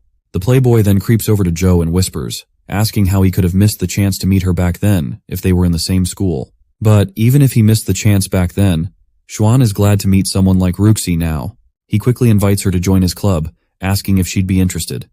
To the playboy's surprise, Ruxi agrees right away. That's when this idiot remembers to tell her that they can only officially apply to start the club a month later, so she might have to wait a bit for things to happen. The girl agrees to wait for their club and then walks over to Joe. She bows in front of him and apologizes, saying she's really sorry for leaving him out of the team during the college entrance exam, which might have caused him to miss his chance. Xuan watches with interest, wondering if she joined Sunset College just because of Joe. On the other hand, Joe forgives her, saying it wasn't entirely her fault. The blonde guy also awkwardly jumps in, saying they had no choice back then but promises it won't happen again. The playboy then tells everyone to chill and skip the formalities since they're all buddies. He suggests it's getting late, so they should head back and get some rest to gear up for tomorrow's combat test. Chu is a bit surprised to hear this, and asks if they really have to dive into a combat test on their first day of college. He wonders if they're heading to Buddha City for it.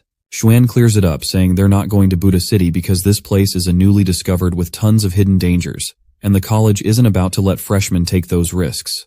Rushi then explains that, based on past years' experiences, the college usually picks one of the 4 stable dimensional realms for the test.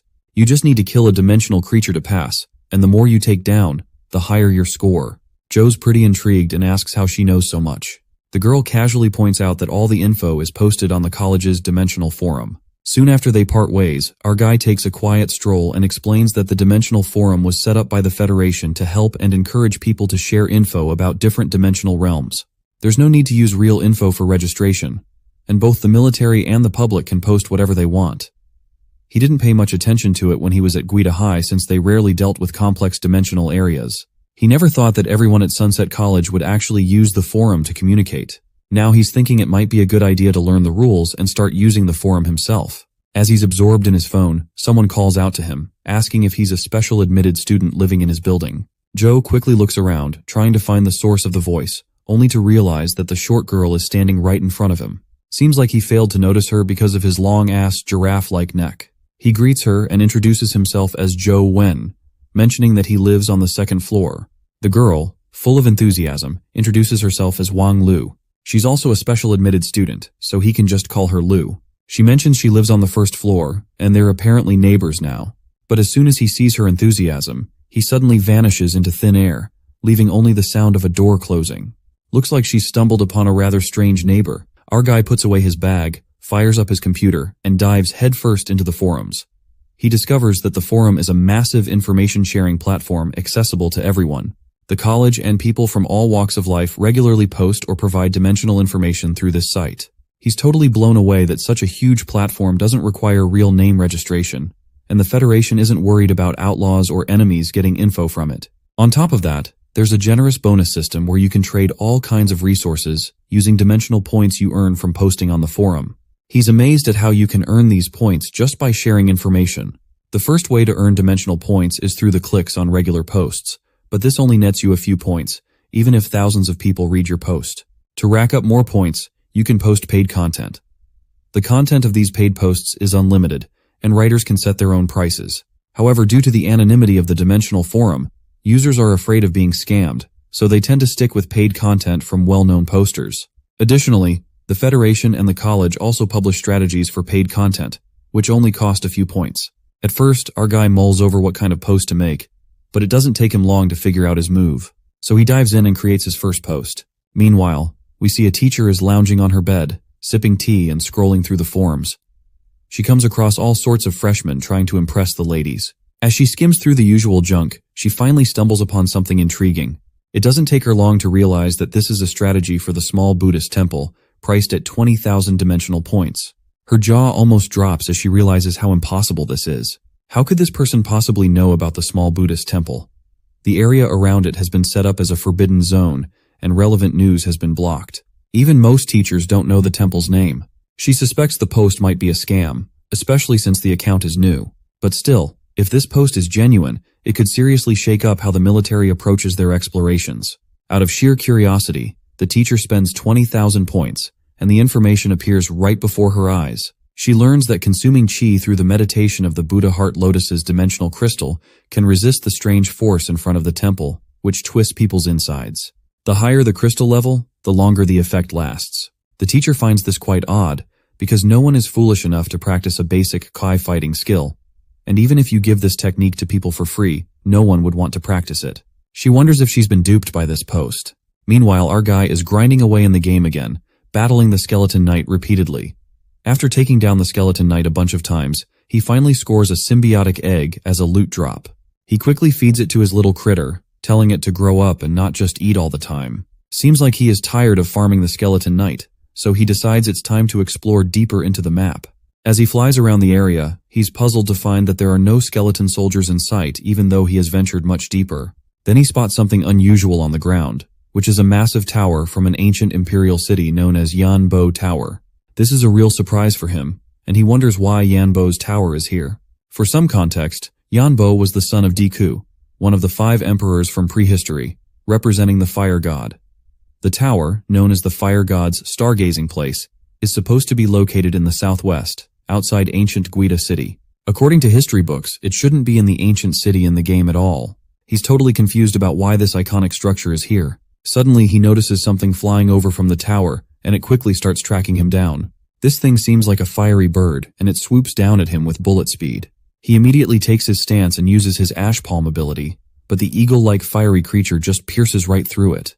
This encounter just leaves our boy totally blown away, because it just felt like he just hit empty air, and the bird just zipped past him. And in the next moment, the fire of that bird roasts his avatar alive. He chugs down an energy shake, puts away the empty glass, and jumps back into the game, determined to defeat this new monster he's just run into. This time he's flying using his winged mosquito symbiotic form. However, since the mosquito is the king of low altitude and extremely agile, he can't fly directly above the Yanbo Tower to see what's happening. What is making his situation terrible is this relentless monster, which is chasing him from behind, and he needs to find a way to shake it off first. He recalls the time when the firebird turned to attack him earlier, and once the mosquito dodged away, the firebird seemed to prioritize attacking whoever was standing near to the Yanbo Tower first. With this in mind, he decides to strategically use himself as bait to take down this fiery bird. Just as he reaches a certain height, he deactivates his symbiotic form and starts falling without its wings. That's when the fiery bird charges at him, but his winged mosquito quickly swoops in and takes down the fiery bird with a single strike.